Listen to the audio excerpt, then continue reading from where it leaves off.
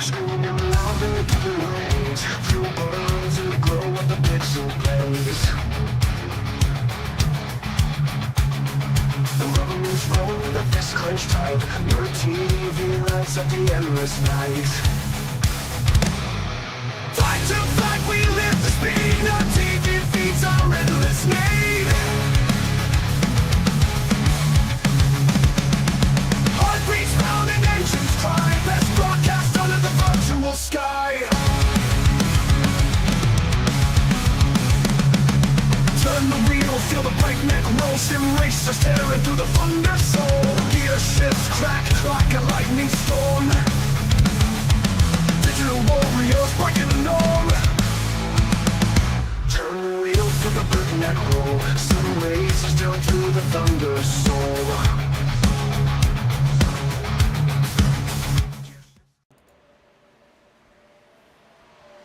And welcome back to Nerd TV Live for the Wednesday night OP Buttkicker Grand National Series for race number 11. We've scheduled 19 events for this 2025 season. And we're doing that this virtual Talladega SuperSpeedway in the newly fresh Gen 4, actual Gen 4 cars here. So tall bumpers, Talladega. It's going to be a lot of fun here as we kick off this countdown to green here for race number 11. And take a look at the weather real quick, get that out of the way, even though it doesn't really play a factor. Except for maybe this time, there is a lot of clouds in the area. It says partly cloudy, but right now we are mostly covered by a big blanket in the sky. 78 degrees, 75% humidity, 10-mile-an-hour winds. There you go. There's your weather. It's not going to really do too much, but, you know, Dustin, we have cameras back. I've been told they work. Look at that. A lot of work behind the scenes to override what Stream Deck has done to you, and we're back on camera. What's up, man? Yeah, a lot of work. Technology sucks. Still no hot fix, but you know what? The nerds will always prevail in some way, shape, or form, because you know what? That's just what we freaking do. But yeah, we're back. Back here on Wednesday. We got all the fancy eye candy stuff going on. New Gen 4s. Jeremy, you know my favorite track and the only track I can win at in OP. But if I have a choice between Daytona or Talladega, I'm going to choose Talladega all day long. This is by far probably my favorite super speedway. Speeds are going to be crazy. These cars are a blast to drive. You see the drivers out there just messing around, pushing the limit, seeing how much bumping can go on. And Jeremy, we've seen these cars here and drivers be able to save stuff like we haven't seen before in the legacy version of this car. With this new version, it seems like it really puts it in the driver's hands to be able to save the cars. We've seen a lot of near accidents, not be accidents at all. So it's going to be a fun one. Yeah, your favorite track ever, I think, on iRacing, and you mix it up with probably your favorite car quickly ever on iRacing, and that blends it for a very good event for you and everyone out there watching. We're going to see some tangoing. You can slam the back bumpers, and they don't upset them. You just got to watch out for those water temps. They climb quickly whenever you get locked into a back bumper, so see how they manage that here this evening. And we got some points to go over. It's been a little bit. And 10 races in, here's your current top 5. Separated by 1 point is Vincent Guerrero, 1 point over Gabe Butler. Mark Mann is in third, 14 back. Adam Kilday, 23 back in fourth. And Dana Shepard, 40 back. That is your current top 5. And then on the bubble side of things, you know, your position number 16 and 17. Right now, Len McNeese sits P16 at minus 111. And the next one on the list would be Derek Donna in 17th. He'd be 124 back. So there's a little bit of wiggle room there for Len to keep that spot. But it's super speedway every single week, Dustin. So you can go from first to 30th in a half a lap. We've done that multiple times here ourselves. Yeah, and everything that you just stated was just based off points values. I mean, we obviously know that A win locks you in here, so there could be some drivers outside the top 16 that are already locked in because they got a win. And if that's the case, it's going to push those that are in the top 16 in points down even further, which tightens that gap up even more. So, Jeremy, we're on the back half of this season now. Points are steadily increasing as far as importance. So, drivers are going to try to push however they can, especially towards the end of that stage one. Remember, top 10 get points in decreasing increments from 10 for first place all the way down to 1 for 10th to finish in the top 10. Those are easy points to try to get. Metaphorically speaking, of course, it's not easy to be sure you're in the right position and not be involved, but they're freebie points. It's you don't have to wait to the end of the race to do it. Drivers are going to be going for them. They're going to be going hard. It is easy. That's what you're talking about. And this place is so easy to race at, right? It's an easy track. Right, right. You just get first every time. It's so easy. Just go in here and try it. It's a blast. But we're all jokes aside. It's very difficult when you got these guys who do it 5, 6, 7 nights a week. So with that being said, qualifying is underway, and it is time to get our cameras off your screens. We're going to focus on this qualifying session. Just to recap things before we kick it to race. It is a 70-lap event. Halfway mark at 35 is stage break, where we set the caution. We talk to the fastest driver, aka the guy in P1 at the end of the thing, and then we go back to green flag, and then we run out for 30-ish more laps, and then we settle the race winner. And we're just gonna ride along some people. We know we try to run the fastest, but sometimes they don't join the track, and so I'm just kind of like, well, you know what, Dustin? Let's just pick random people. Let's highlight a new guy here. He's not new to OP per se, but he's new to the Wednesday series. He's in our channel, Mr. Steve Rada. I don't want him to unmute, but I want to ride along with his Icon Apparel Chevrolet. He told me last night, quote, "I don't like this paint scheme." Now, Dustin, minus the camera being in the way of the Nerd logo, bad placement, by the way, on the roof. This car looks quite beautiful, I would say. I thought it looked really good, but as they say, you are your own worst critic. Absolutely. You know that to be true with your paints. You are overcritical on your stuff. I'm overcritical on my work. We are our own worst critics. But it's good to see Steve out here joining the ranks of the Wednesday series at Talladega.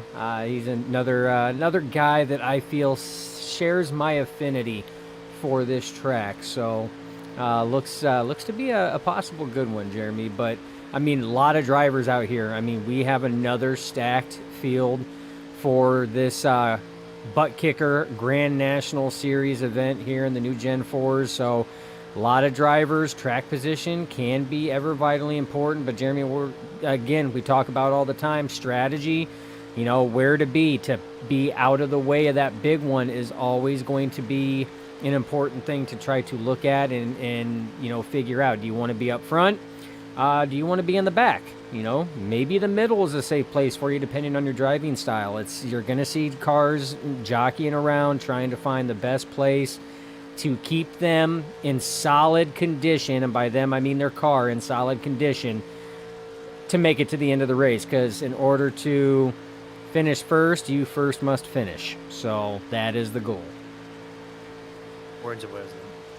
That's probably the best comment, the best quote you can have at any race, especially these things. Why go 3 wide and up the middle and try to put yourself in a wreck on lap 5 when you have 70 of those laps to get there?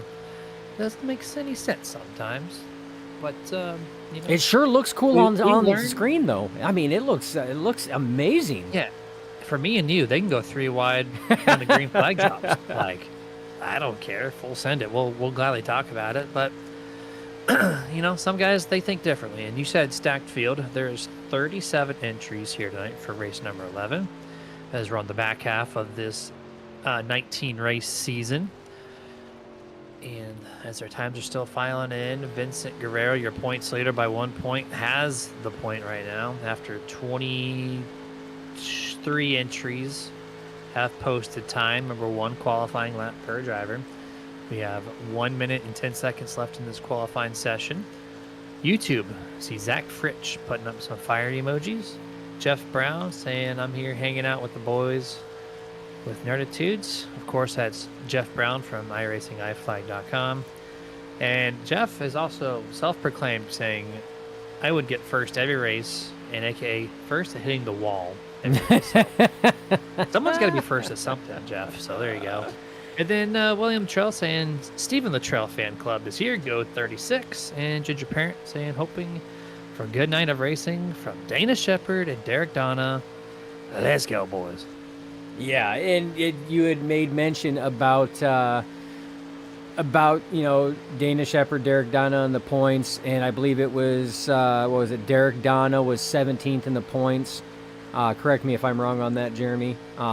Memory not as good as what it once was, but definitely looking for a good points night, to try to propel yourself further up that list, especially with the regular season coming ever so close to ending. Definitely, looking to capitalize on points more than anything tonight. Yeah, you are correct. Derek Donna, P17, based on memory alone. So he's looking to get in. But Dana Shepard, on the other hand, the other Ginger Parrot fan, is, just comfortable in top 5, P5 for Dana. And so we just got to get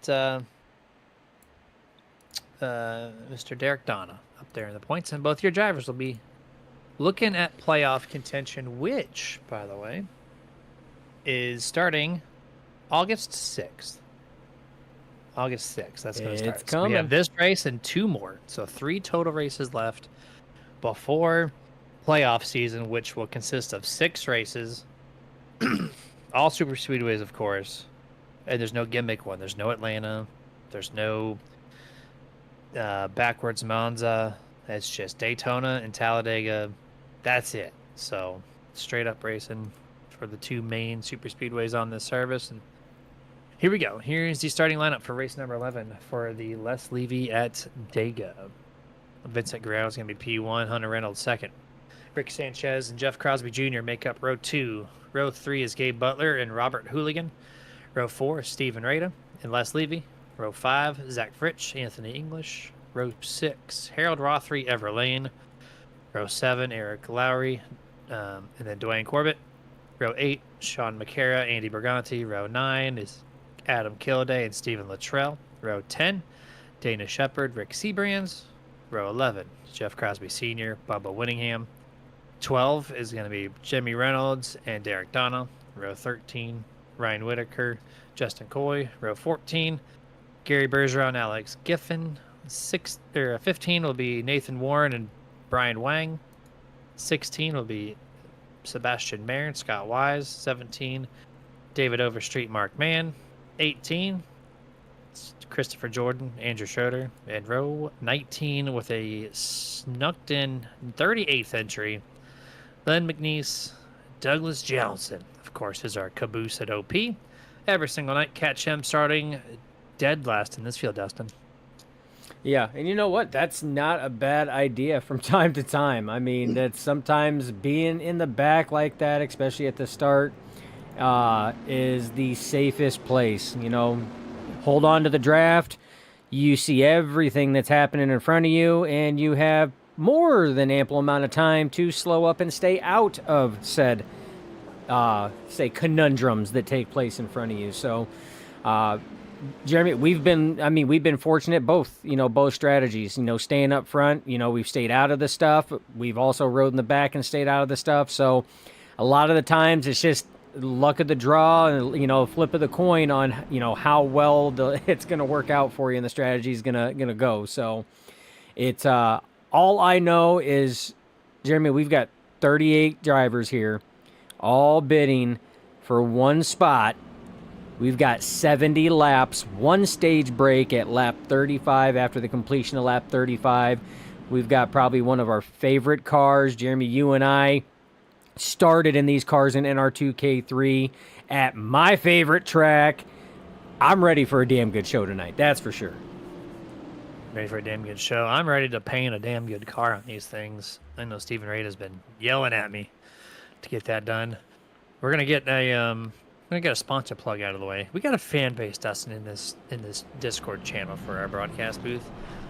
Stephen Rada, of course, our nerd esports driver, he's in here. Then iRacing iFlag Zone, Jeff Brown has joined the chat. I don't expect him to talk, but if you wanted to, you could feel free. We're going to shout out his product, though, iRacingIFlag.com. You can pick up a custom-made LED system, has 64 lights, displays all the iRacing notifications in a bright, beautiful fashion. Right. Yeah, there you go. You got enough buttons on the thing. You got this. We had to do a lot of work, Dustin did, to make these little flashy icon and graphics appear out of nowhere.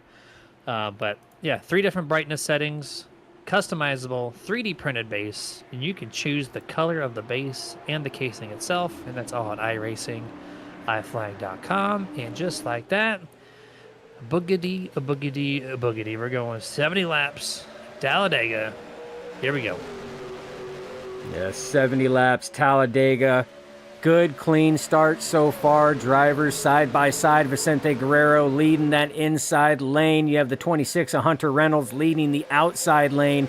Your pushers are Rick Sanchez on the inside and Jeff Crosby Jr., your defending champion. We haven't mentioned that the last couple times, but he is the defending champion. Took that championship last season and trying to capitalize and gain another one and try to get that, I believe it's a three-peat. I believe he's had 2 in a row right now trying to go for the three-peat. Now he leads that outside lane as Hunter Reynolds drops down in front of Vicente Guerrero. Let's see how these cars handle the draft at over 190 mile an hour out Talladega. Lap 1 will be completed with a side-by-side battle. The 26 will lead that lap. Hunter Reynolds, second to first on the opening lap. He's going to have great help from the 14 of Vincent Guerrero. Rick Sanchez in the 5. Always a contender on the inside the top 10. He's now going to follow behind the race leader as Vincent Guerrero in the 14 jumps to the top. Yeah, and you're going to see jostling back and forth like this. One, not only to help your pusher behind you try to cool that motor off, because nothing is going to upset a pusher than not trying to do everything you can to give them fresh air so that they don't grenade an engine. But also, a lot of these passes, Jeremy, if timed right, are probably going to come from that second lane. And if it comes in, and I fully expect it to come in, that third lane, if they can time it right, and it's already there, if they can time it right and get the run going, side draft, they will be able to actually pull forward and clear that inside line and drop down. But like you said, Jeremy, that third lane is already starting to come in. You can see it starting to form further back. That's going to be Sebastian Marin in the 23. It's going to be the 48 on the side, but it's the 23. And then right behind him in the 05 is going to be Brian Wang. So 2 cars already trying to get that third lane going. They are cooking, man. Look at the speed differential. They're just passing. Caution. First caution here. They had such a great momentum, too. Those Hendrick cars are just moving, but we're going to have to back it down on lap number 3. Quite a few cars slow in the backfield, Dustin. It looks like this happened entering turn 3. Les Levy in the 62. Oh, Alex man. 3. And Alex Giffen blindsided beyond belief.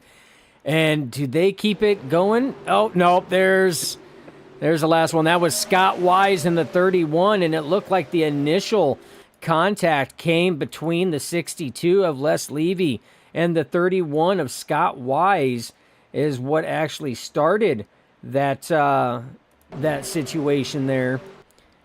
And we're going to try to get a better camera angle than that. There we go.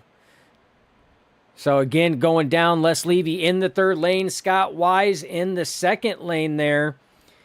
And it almost looked like Les might have come down, maybe trying to get a little bit of side draft, trying to get in line with the car in the third lane that was further up, and it was just enough to make contact. Both drivers came down into the 99 of Giffen.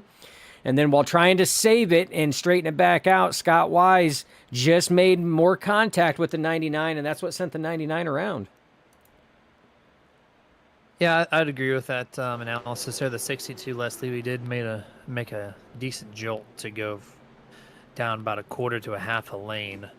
Scott Wise in the 31 kind of crept up, but he didn't really do much movement. It was all the 62 there that hooked door to door, and instead of just banging off door to door, they the iRacing simulation decided to cause a wreck instead. And so now we're under that first caution on lap number 3. Everyone's coming down for fuel, OP style. We have, I think we have the race information page available to show you the stats of tonight's event. Just might have to find that button. I got Doing you, this in boo-boo. real time. There it is. Fixed setups, 45% fuel load. Tires, don't worry. 1 fast repair, which we might be using one now. 2 green-white checkers attempts, and Lucky Dog and wave rounds are in effect. So tires don't mean nothing here at Talladega, especially, but it's that fast repair that means oh so much, and that 45% fuel load is why everyone comes down pit road every single caution. Yeah, and they've got to. It's one. You're going to want to make sure that thing is as packed full as what we can possibly get it. And the goal is to make it to lap 35. Or if a caution comes out between lap 31 and the start of lap 35, that's what it's going to be. But they are going to end up, topping off as much as possible. The only time you will not see that, Jeremy, is if a caution comes out and they are close on being able to make it on fuel to the end of stage. At that point in time, that's when you're going to see drivers make that split-second decision whether to stay out or come in. And in most cases, they will stay out because track position is going to be ever vital. You don't want to be trying to work your way through 20 to 30 other cats to try to get yourself back up to where you were just at in the top 10 coming towards the end of stage. 100% there is we're creeping up into turn number 4. We're going to get the 1 to go signal this time around, restarting this race on lap number 7. Your top 5 on this restart will be Christopher Jordan, who does not pit. So he's going to go from 35th to 1st. Vincent Guerrero, Jeff Crosby Jr., Rick Sanchez, and Hunter Reynolds. These are going to be your OP top 5 here as we do get that 1 to go. And actually, Vicente Guerrero fell back, so that's going to move Crosby Jr. to P2, Rick Sanchez to P3, Hunter Reynolds to P4, and that's going to put Robert Hooligan in the 126 in P5 to round out your top 5. No, thank you for that auto correction there. I need to reinstall mine. And Vincent is back on pit road here on this final lap of caution period. Hopefully get a long green flag run after this, but we'll see. We know what these cars look like now. We saw the third lane with 2 cars operating quite nicely, so we know it's now there. Now who's going to jump up there on this restart and utilize it? Yeah, and it's going to take, don't get me wrong. Seabass and Brian Wang were getting the top line. They were cooking. Like you said, they were definitely flying high on that high line. But having a few more cars up there is only going to make it better. It's going to really bring that third lane in. And if done and timed right, Jeremy, they could catch this mid and lower line sleeping. And before you know it, they're going to be neck to neck to neck for that top spot. Oh, they will be. We might see them 3 wide before stage break. Even 5 or 10 laps prior, the way those 2 cars were cooking on the third lane, I'm pretty positive we're going to see a decent amount of that 3 wideness. Maybe even the opening 3 or 4 laps. As we're getting settled in, Dustin, shout out to one of our partners, Dusty Pete's Gifts and Collectibles. They're based out of New York. They have anything that you want nerdy. So that's going to be action figures, comic books, which I think there's still over 1,000 plus in the office. You have all your trading cards, Funko Pops, NASCAR diecast, and more. So head yourself to dustypete's.com today and use that promo code SUPERNERD. It's going to save you 15% of your online purchase of $20 or more.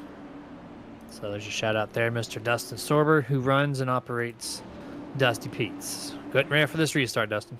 Yeah, getting ready for the restart. Restart zone is on the other side of the tri-oval. They have to work their way around. 78 of Chris Jordan, 33 of Crosby Jr. Green flag flies. We're back underway for our first restart of the Les Levy at Dega here in the new Gen 4s. Good start by both lanes. All cars actually good and tight, Jeremy, and that's something that we have seen in the past as well, is spacing on these restarts. Somebody has a money shift, misses a gear. Somebody tries to get a little bit more of a jump, and it throws the timing off. But so far, the initial start and this first restart look spot clean. They do 3 wide mid-pack already. I think that's one car, but they get it figured out. Back to 2 wide quickly. The 43 was on the outside. He shifts down to the second lane into turns 3 and 4. Got 5 cars on the top lane in the front half of the field, led by the 88 of Gabe Butler, who was restarting in just outside the top 5 in 6th place. Let's see what he gets to at the line this time. He's side by side with Rick Sanchez, and he's going to able to not clear on that time. 5th place for the 88, but then look at this. Slingshot engaged. Steve Rada pushing him deep into turn 1. Yeah, Steve Rada in that 0-3 giving good pushes right now to the 88. You see him poking the nose out a little bit to try to control the temps through the corners like that, try to get as much air so he can give as much push down the long super stretch that is the backstretch here at Talladega. And look at the push right now. Gabe Butler now clearing P3, now side by side with P2. That's Hunter Reynolds. And look at the space between Hunter Reynolds and Crosby Jr. right now. That is not going to be a good sign, because that high line is nuts to butts right now. That is all through this entire field. And look at this. Steve and Gabe go from 6th and 7th to 1st and 2nd. They both double clear, drops in front of the 33 of Jeff Crosby Jr. Now it's going to bring the 578 of Dwayne Corbett up as your front runner on the outside. And here comes, the 3rd lane's starting to come up. The 48, a.k.a. the 23 of Stephen Merritt. Oh, contact and wreck. Here we go. It looks like the number 4, Kodak, is the 46, really, but destroyed on the back straightaway as the cameraman cannot hold a camera steady 500 yards down the line. And caution for the second time on lap number 9. Yeah, caution for the second time. We're going to see if we can't see what happened. That's going to be the 46 of David Overstreet. He's in the center. You see he gives a bump to the 17, and that throws the 17 a little wompy there. And they go back down the track, and it looks like the 46. We're going to have to try to get a different camera angle on that, but it looks like the 46 tried to follow back down, and it looked like that area was filled up at that point in time. Yeah, they're taking another look here. 3 wide right there. Down the slow motion. So a bump from Reynolds to the 43 of Dana Shepard. That throws them out, and yep, the 36 of Luttrell, everybody had to bump and check up, and the run on Luttrell put his nose right on the inside. Didn't have much of a time to check up with as fast as that happened. 46 Overstreet tried to come back down to fill the gap that he had before that bump and check up, and just a no-go. Yep, no-go there, and that's going to be a several-minute repair there for the 46. He's going to come down pit road this time. And so the cautions, Dustin, average of 3 laps per green flag run exactly. We're going to expect everyone to come down pit road this time and top off their virtual fuel tanks. I think we're going to take our first picture-in-picture commercial break. As they do so, we'll be right back.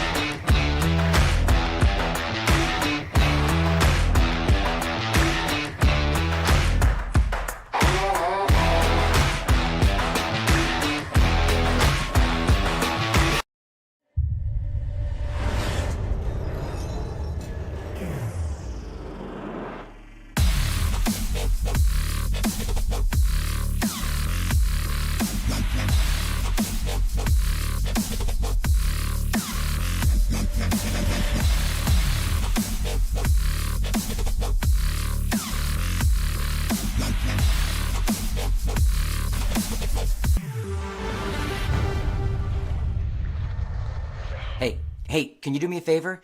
I'm really hungry, but I'm trapped in here, and I dropped my last piece of boozy jerky on the floor. I can't reach it. Would you mind grabbing me a bag of the most tender, flavorful booze-infused jerky on the planet? I promise I'll pay you back. I mean, I'd eat my piece, but I can't reach it. Oh, actually, I got it. Oh, it's so good. It's so tender, so flavorful. You should really pick yourself up a bag.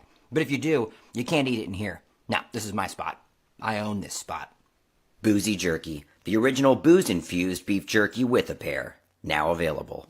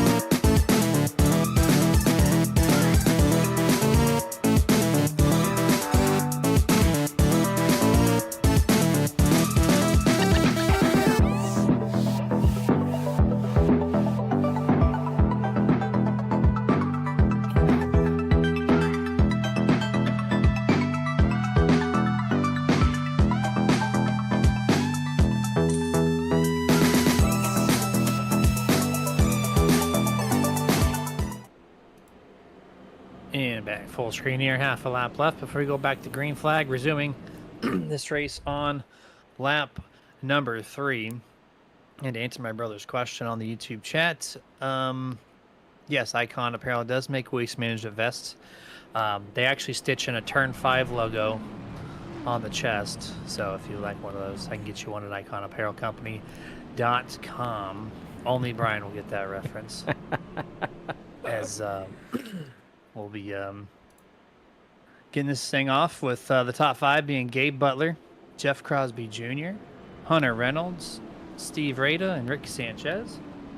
And there's your iconapparelcompany.com image and the website link. And if you don't know them by now, you can just search Icon Apparel Company and boom, it's your top Google search. But here we go. Firing off on this restart. Throttles up the ready. Gabe Butler, Steve Rada worked like a really good team there to get first and second right before that caution came out. And here we go. Green flag is out. Thing is back underway. Dustin, can we get more than 3 laps this time? Well, I want to see a long run and get that third line rolling. Yeah, it seems like every time we see, and here recently it's been Seabass leading that third line. Every time we see that third line starting to make progress and they start getting the burners cooking up there, it seems like we have a caution right now, so it's drivers they've got to be aware of what's going on. I mean, these cars, they take a bump very well. You can give a bump very well, but you can still get people off center. You can still cause mayhem if you don't do it right. But right now, Jeremy, you were talking about 2-car tandems, and look at the 88 of Butler, the 26 of Hunter Reynolds. They got a little separation between themselves and the 5 of Sanchez there going through turns 3 and 4 coming down that front stretch. And that's, if you can link up, you can push and get separation there. Something drivers have to keep in the back of their pockets. As they go single file, 4 cars deep here at the front of the field before you get to your long 2x2x2 stretch of cars. Gabe Butler does lead the opening lap on this restart here. 2 more jump to the top. Kilday and Fritsch. They're going to join the 33 and the 03. Now this is where the 85 should get a good slingshot with the side draft potentially. No, the 26 is going to jump out. Hunter Reynolds wants back to the race lead. He's going to do so. Quick movement. He's going to go right to the bottom. And this is going to carry the momentum of the 85 and 12. And I think, yeah, 1 cleared. Can the 12 of Zach get also cleared? It's going to be close, but he can. It's a double clear if they go down to the bottom, even a triple clear. We haven't seen a triple clear in a while, Dustin. No, we haven't. It's not something that's easily done, but if timed outright can happen. This right here, Crosby Jr. elects to stay on that top side, but that was the perfectly timed pass on that. You're going to see drivers take advantage of that. They're going to be second in line, third in line like that, in that money seat and they're going to see that second lane coming. They're going to jump up and get that draft push, plus the slingshot, if they time it right, just like Hunter Reynolds did, and they are going to easily be able to clear that leader, even if they are third in line. And right here, Hunter Reynolds is going to sit here and attempt that. He was third in line behind Kilday and Fritsch.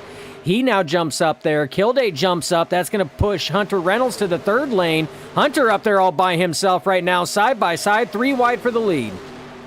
Hunter Reynolds is hungry to get a lap led in this thing. He has tried twice now. This time he's going to not reap the rewards, but he's just going to fall back. Look at that. He went from second place to, I think, outside the top 10 now on the back straightaway. The 5 and the 12. Going to try to sling past the 80 and Butler, but look how tight Gabe is running that side draft, trying to keep himself in position until the 33 of Jeff Crosby Jr. can get there, which he's finally able to do so off of turn 4. Looks like 4 cars up to the top third lane, Dustin. They're already trying it again. Yeah, trying it again. That's going to be further back right now. That's going to be around that 20th position. They are trying to get something going. That's Steven Luttrell right now leading the choo-choo train on that top side, getting some things going in that 36. Now they got more. No surprise, the 23, 48 on the side of Sebastian Marin and the 05 of Brian Wang hop up to that, Jeremy. This is the most amount of cars we've seen up here since the drop of the green flag. You see Luttrell drops back down, though, and he drops from uptown, skips midtown, and goes straight to downtown. A lot of cars down there on that portion of the track. A lot of draft help on the inside lane, but as these guys continue to stack up in numbers on that third lane, they are picking up some speed. Look at Mr. Marin and the 05 as well. They both have been trying this outside every single restart, and they finally got the strength of numbers. Steve to the outside on the inside road, trying to pass the 33. But look at this huge gaggle of 3 wide, Dustin. Yeah, 3 wide right now. Oh, super close up there as the midline pinches that top side a little bit there. And Jeremy, this track is wide enough for 3 wide. It's wide enough for 4 wide. So it's surprising that there was that much pinching going off there. Yeah, now you see Sebastian Marin, Brian Wang, both of those drivers drop from the high side to the mid side. Now you see Rick Sanchez jumps from the low side to the high side. He's going to try to use the momentum built up by Seabass and Wang to try to propel himself up there to compete with Gabe Butler. Lap 18 complete, lap 19 underway now. At the line, Gabe Butler was your race leader. Rick Sanchez out of a cannon with the 48. Gets cleared, double cleared, triple clear. And it looks like the only 5 is going to go down to the bottom. The 23 and the 05 are going to stay on the outside. Quadruple clear. We just talked about we don't see a triple clear that often, and these guys are like, Jeremy, hold my beer. We're going to show you a quadruple clear. Here we go. So we might have a wreck in the back. No, they scattered all over the place. That's the yellow and red car there. Might have been Gary Bergeron. Just went below that yellow line and shot up the track above it on the entrance of turn 3. We stay green flag, but yeah, when you lock bumper to bumper like that, 3 or 4 cars deep, I guess that draft is so strong at the moment in these Gen 4 cars. You can just do whatever you want. Absolutely, and it shakes up the standings, Jeremy. Right now we're looking at Jeff Crosby Jr. Remember, he was up there in that top 5. He was up there leading, and now he is slotted outside the top 10 with the way that that second lane has come in and the third lane has come in. These drivers are really starting to work that draft, and Jeremy, you can build up crazy runs as we got a caution on the track. Caution, lap 20, third caution of the night. This time it's going to involve the 84, Len McNeese minimum. And no, it actually gets, well, it was the 484, but also the 6 gets hooked. Oh! Sharp. Mr. Winningham right into the outside wall. Gets hooked by, was it the Coors car that was on the Justin Coy? And car number 86 just hooks the 6 on the outside, collects the 84 for a 3-car wreck on lap 20.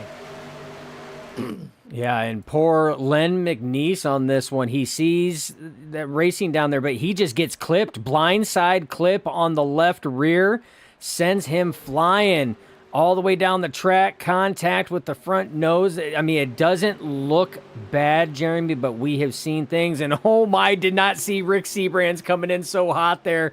He was trying. He was trying to dodge what was going on the track there and didn't realize that Len McNeese was already down the track trying to come to a stop. I mean, he's just back here riding. That's all this guy's doing. He's back here riding right now behind Douglas Johnson. He sees the smoke, so he's like, I'm going to go low. Sees the blue car in front of him, I'm going to go low. And then all of a sudden he's like, oh, man, the car was coming down. Oh, man, there's a car down here blocking the way, too. So that's it. I mean, things change. Things change fast. You got to make split-second decisions for sure. Good thing they race on a double-wide runway here at Talladega where there's asphalt for days. It's funny you say that. It's funny you say that because this track is built around an old Air Force runway. Fun fact. There you go. There's a fun fact. It's amazing how many tracks revolve around, in some shape or form, a runway. Like you have road courses like Sebring that are, on a runway. And then you have a lot of others. As we're going to go, here we go. Drone camera. I didn't know there was a drone posted outside of the back straightaway. Oh, we got drones everywhere, Jeremy. Yeah. We got drones everywhere. So, yeah, this is a massive facility, but it's, like I said, this right here is your runway. So where all the RVs are at, that is the old runway strip. A lot of people don't know that, but yeah, it's that's how they acquired this, and that's they're like, what are we gonna do with all this land? They're like, you know what? Let's build a monster of a track and just let the cars just rip it. That's what we're gonna do.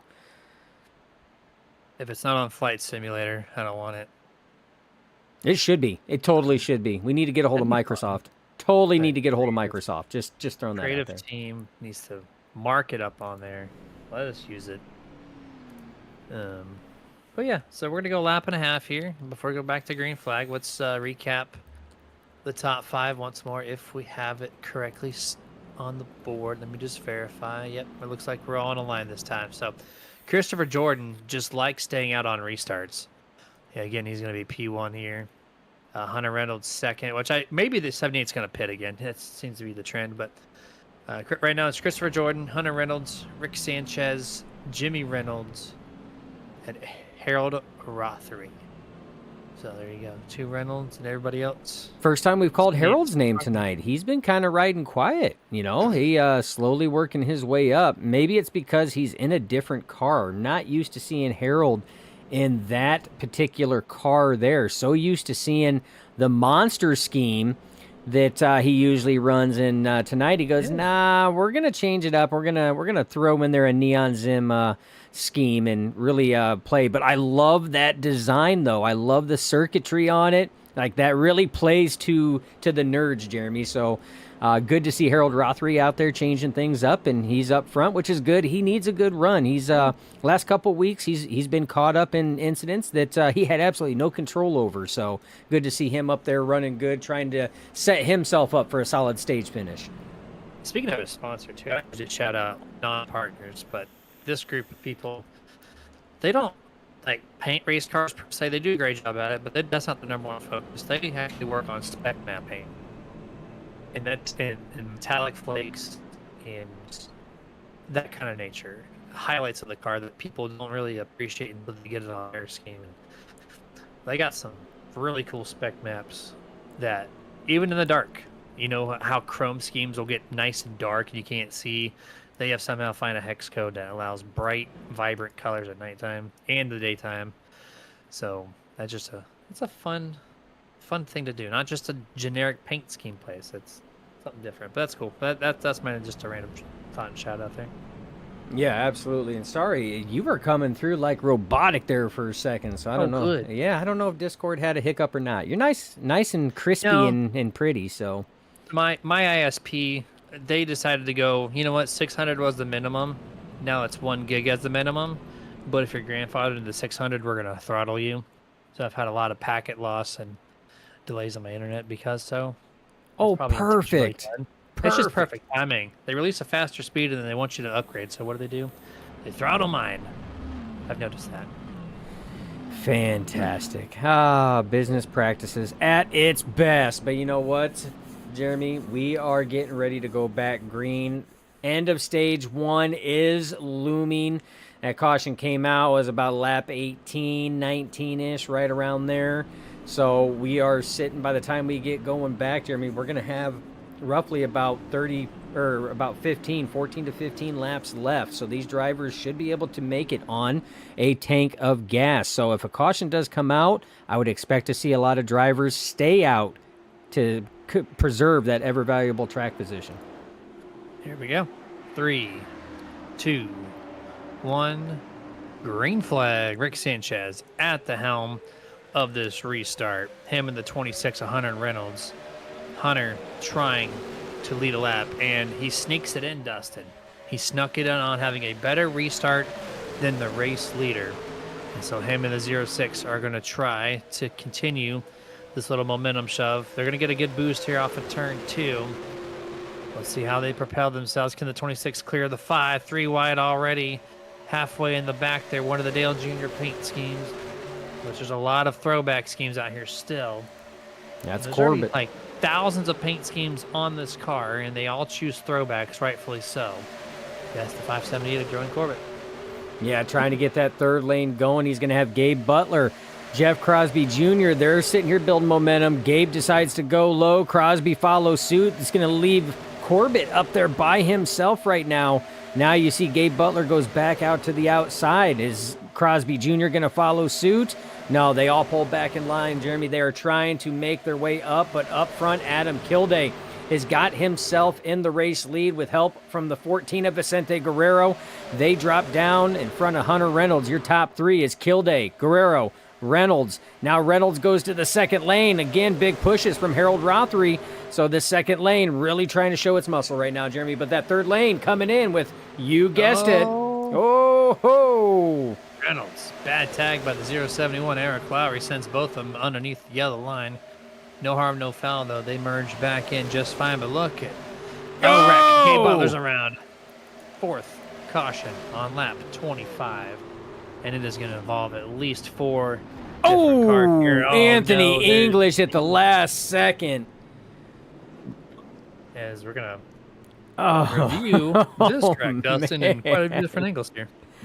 Oh, man. Gabe Butler's car is tore up. Oh, man.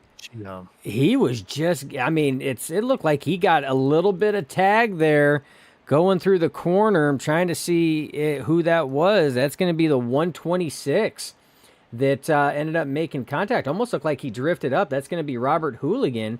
And it looked like we're going to sit here and watch. He sees cars moving up. Gabe's staying up in that top line. And, yeah, it looks like Hooligan drifts up, just makes contact with the left rear of Gabe Butler. That sends him spinning around. Car's not able to go anywhere. Man, he does a quick 180 on that one there. Collecting a couple others. Les Levy involved in that as well. Then does a reverse 360 on top of that.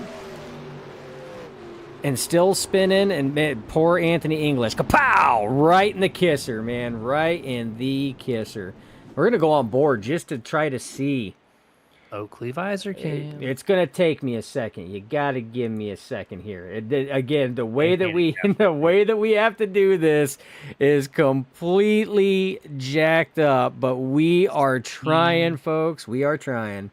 Scene by scene, you have to turn them on one at a time. There's no more just press the button. Smoke. He can't even see Gabe Butler. And then all of a sudden he's like, oh, crap, Gabe Butler's there. And Jeremy, when you get on the brakes and lock it up, when you lock these front tires up, you can't turn. That's why you've seen his wheel turned all the way to the right, but it just kept going straight. He was trying to turn.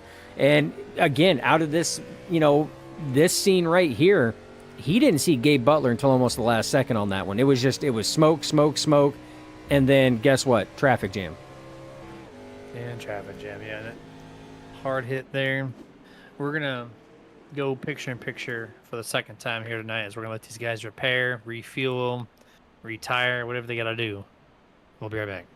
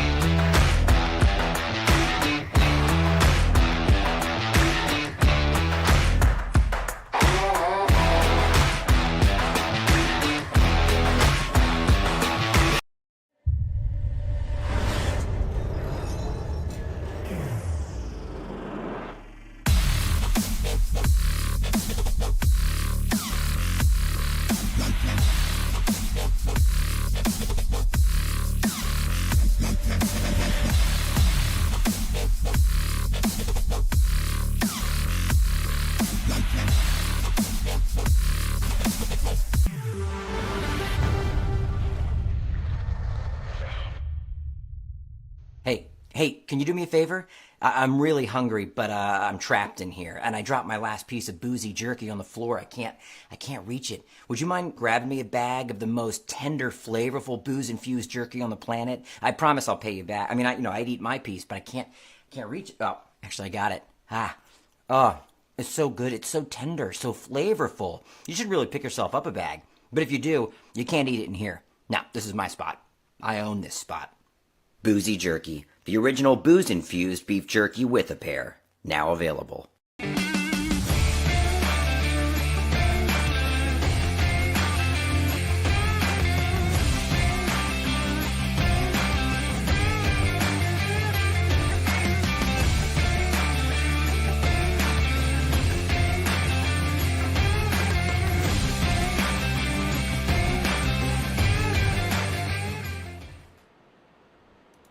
Back full screen here, Nerd TV with the OP Buttkicker Grand National Series on our fourth current caution, taking the green flag back at lap 29. Dustin, that signals 7 laps to go between now and stage break. So based on the averages, we've not had any more than a 5-lap run at most.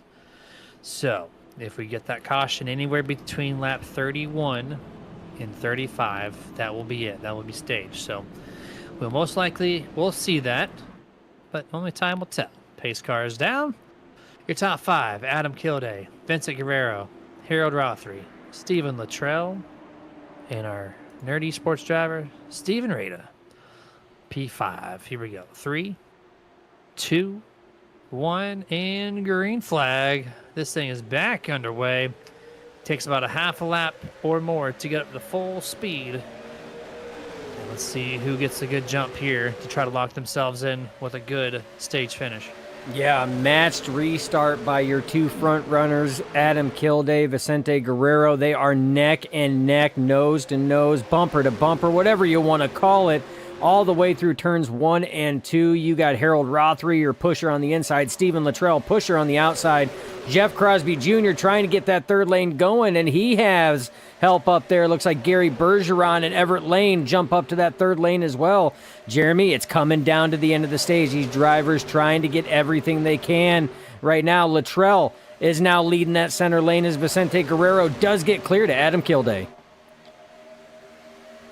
2 by 2 by 2 for the top 12 or 14 at the moment before we get a little bit of 3-wide action with the 78 up the middle here. Stephen Lane on the YouTube side saying, I was going to try to race, but I didn't get home from mowing the yard. Dustin. Oh, Luttrell. Oh, Derek Donna, hard hit. My God. Do not watch the replay. Stephen is not with us anymore after this contact. I hope Stephen's okay. Stephen's okay, right? After Wow. they did turn 1, his car is not okay. Oh, his car is definitely not okay. That was a ridiculously hard hit. And I don't even know how that car's driving anymore. He's got tires rattling. He can't see what he's doing. I mean, he is literally just... That's what he sees right there. he's looking out the side right now at the lines to try to help guide him. This poor guy. Oh, my goodness. Yeah. What a hit. Us drivers who know what the track looks like, we look outside the driver window, the side window, to use the wall as a reference point when to turn the wheel. We don't know what's in front of us. We just know when to turn. But here, there's the hook. There's the destruction of the car. Jesus. The hood tried to hold on, Dustin. It went over up on the wall, upside down, and then it finally released. It went up in the air, but heavy impact. That was heavy impact on that. So he, again, was staying in that midline. The 25 of Derek Donna drifted high, then tried to rejoin back in, just clipped his bumper, and the rest, as they say, is history. Collects Luttrell, collects the 215 of Derek Donna as well, as you see him go up into the fence. Not as hard of a hit, but then he comes back down the track. I don't know how these cars are missing him. Gary Bergeron makes contact with him and with Rick Sanchez. Len McNeese just misses it, but makes contact with Hooligan in the 126 a little bit. A little door scrape, but my goodness, Jeremy. That was, I don't know how those cars missed it. I mean, as out of control as they were once they made wall impact. I mean, and the worst that we got out of a lot of that was just some door panel bangs and checks, and that was it. And that is the 5th caution. And Dustin, they had the 6 to go.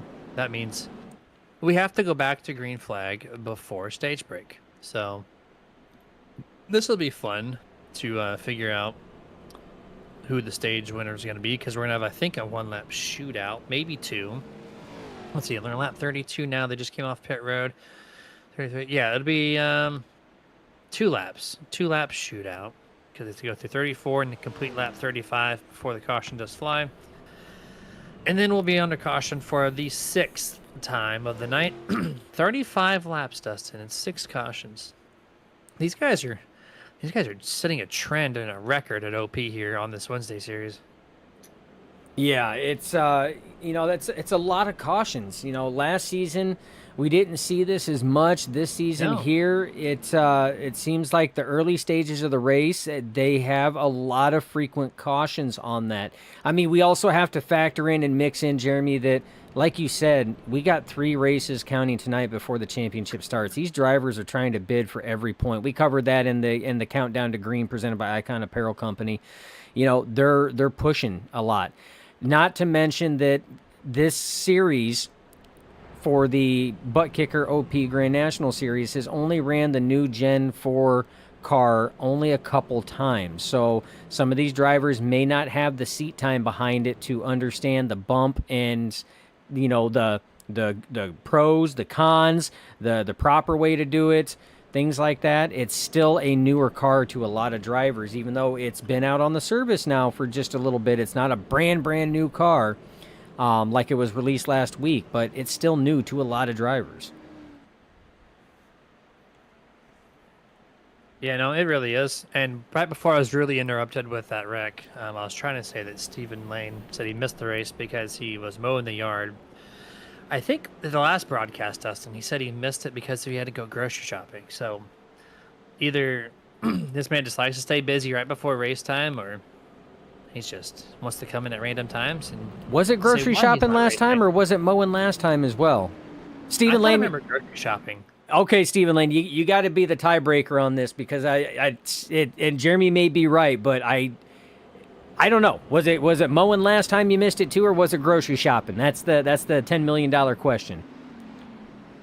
As he's answering that for us, they're having some more discussions. And Kendra Luttrell saying, "Well, Stephen Luttrell needs a medic right now." I think. He does. That motion rig.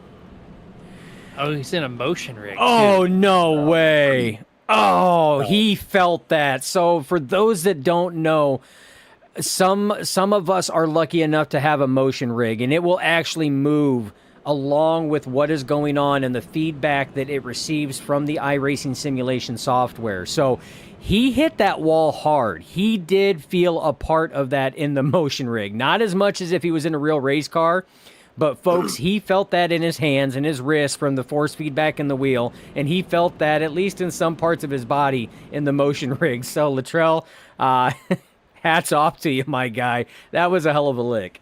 Yeah, and he probably felt like, was it Cody Ware? Chicago Street. You were right, Jeremy. Sorry to interrupt. Luttrell did it. You were right. It was groceries, my man. So Jeremy gets the dub for tonight. Look at that. I'll have more questionnaires because I'm sure we'll have plenty of time to answer them. But, he's probably felt like Cody Ware from Chicago Street Course, where his brake failed entering turn 5 or 6 on the street course at 110 mile an hour and plowing the wall, and it bent the steering wheel in half. I'm sure everyone's seen that by now. But didn't it jack the seat mounts up too? Well, he broke his Hans device. And he bent the wheel in half, so it probably felt something similar to that. My, I don't know if you saw the picture of that. I did. Yeah, it looked crazy, but what's going to be crazy, Jeremy? We're back to green flag racing. Next flag will end stage, whether it is a caution because of a wreck on the track or a competition yellow at the conclusion of lap 35, that is going to be the key, Jeremy. We are going to go around this time here. We will get the white flag, the unofficial white flag for stage break when they cross the line. And then once they come back again, that will be it. If we can make it there, a lot of jostling right now. Kilday takes the top spot. You got Harold Rothery in the center. And then you've got the, what is that, the 48? Is that Andrew Schroeder? Yeah, Schroeder. It is. Schroeder coming out of nowhere, my man. He's cooking on that high side. He came off of turn 2, not even on exit, and went to the third lane. Steve was like, I don't know what to do with him. Rothery's like, I'm going to stay put. But here comes Schroeder and the rest of the gang on the outside. A little bit of a stall off of turn 4, though. 2x2, 3 rows deep for the race lead. 1 to go for stage, led by the 14 of Vincent Guerrero. And and here we There go. There's the accident right there. This will be staged, Jeremy, but we will not know how it ends because of the scoring loop, but it should have put the 14 of Vicente Guerrero as your race leader based off of the last scoring loop, Jeremy, because remember the scoring loop goes pretty much from the very tip of from the start-finish line and then about the center of the backstretch. That's pretty much where the scoring loops are here for SuperSpeedway. So we'll have to let this cycle out, let iRacing do it. But man, what a wreck that took place there. Yeah, huge hits for that one. Steve Rada in the 03 and the 86 of Justin Coy. Justin hit that wall probably just almost as hard as Stephen Luttrell did. We'll have the replay for you, of course. But a lot of wrecking that moved to the infield. And then they all found turn 1 entrance, and they all washed up and slammed the outside wall. So a lot of damage to a lot of cars on this wreck, Dustin. So once we get that Nerd TV replay going for you, we'll show you exactly what happened. Yeah, I am trying. Why can I not? I tell you what, man, I am just... These guys have given us so much practice. And at the time that I don't need practice right now with the way that technology has completely hated us. And I found who I wanted to look for, man. Oh, my goodness. Sorry that took so long. I am just... my goodness. We're going to watch Harold Rothery here because this right here started right around this position there. So it looks like Harold getting a bump there from the 03 of Steve Rada.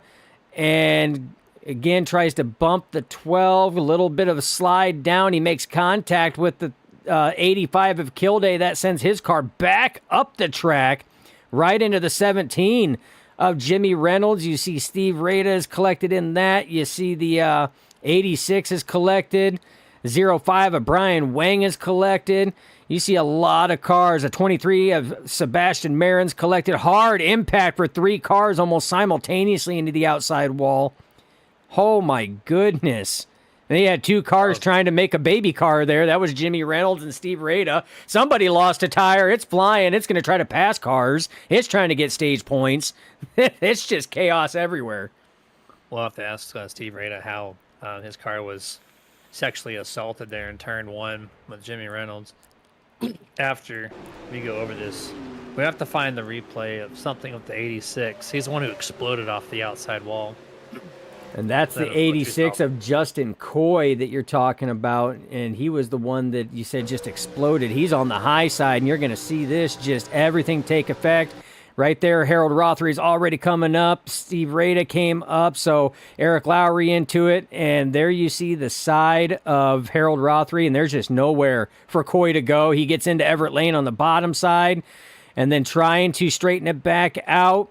That transition just does not help him at all, and he just obliterates the outside wall. You see Gary Bergeron getting a piece of it. The 578 of Corbett is there as well, but it almost looked like he was able to try to slow it down there and not get a piece of that as he ends up driving by. But my goodness.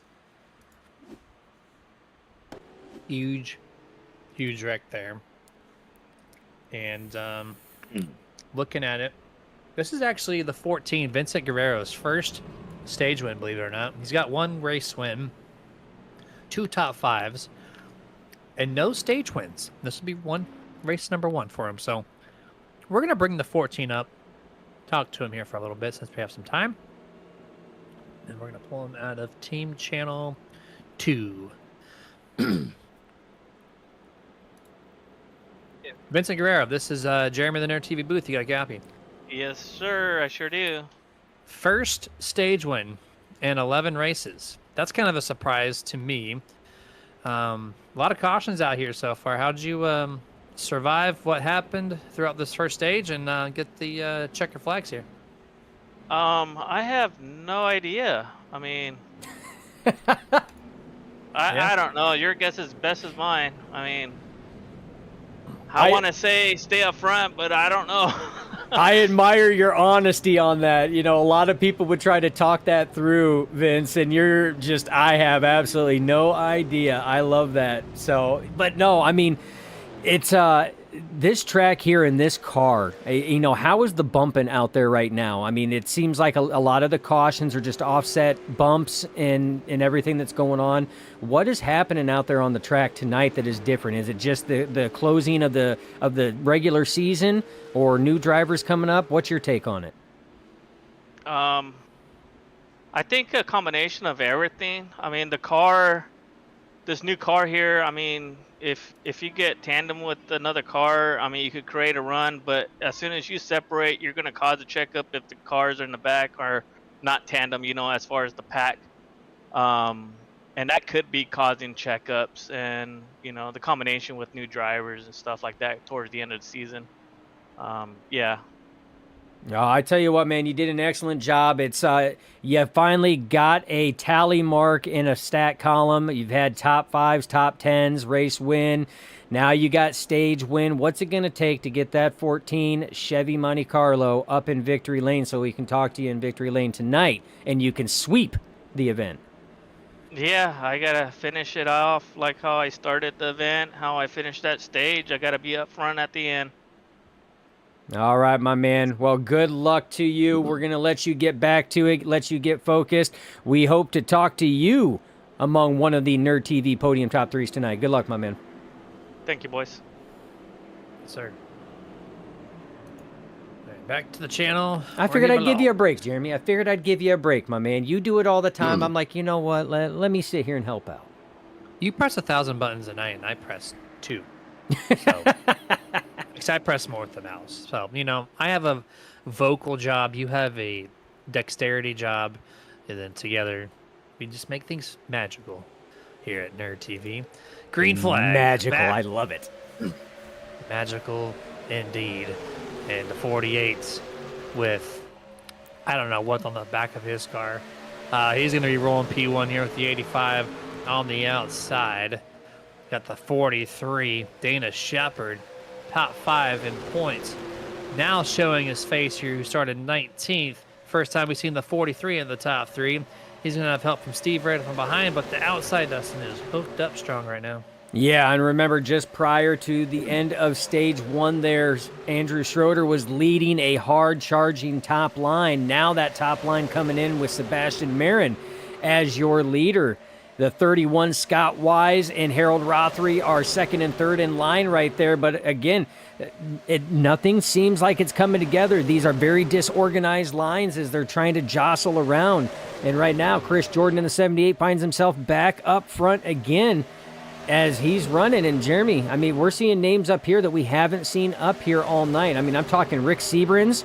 I mean, this guy is probably one of the most decorated drivers in OP.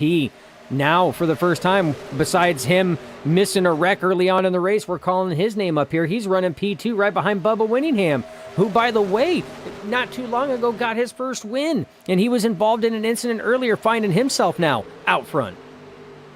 Yeah, look at that. Got the car cleaned up. Running out here. And Seabrands, no bumper. I was just going to look at that. I'm like, hold on. This guy out here running an open wheel modified. What in the world? That thing is not going to pass tech. No, hold on. So check this out. This is the best of both worlds, okay? He has a fast race car, and he has so much air on the nose, he doesn't have to worry about keeping his grill cool, you know? How is he keeping up? He can just tandem all day. You can see the inside suffering a little bit. They're slowly starting to fall back. But if he can hook up to a bumper, he doesn't have to worry about keeping those temps cool. So but it's not going to work. He is slowly drifting back. They're going to have to shift to the outside as a lot of the field is doing. We're 3 wide because of it, because the inside is being checked up. So this is scattering a lot of drivers right now, Dustin. 3 wide all the way through. 3 wide all the way through, and I was going to talk about the possibility now that the drivers, that the only thing they got to worry about is the race finish. There's no more stages. I was like, you know what, these drivers, they might just kind of ride, get some of these laps ticked off, and here they are 3 wide. They're like, nah, fam, that's not how we roll. We're going to go 3 wide because we want to sit here and make this thing look spectacular for the nerds up in the booth.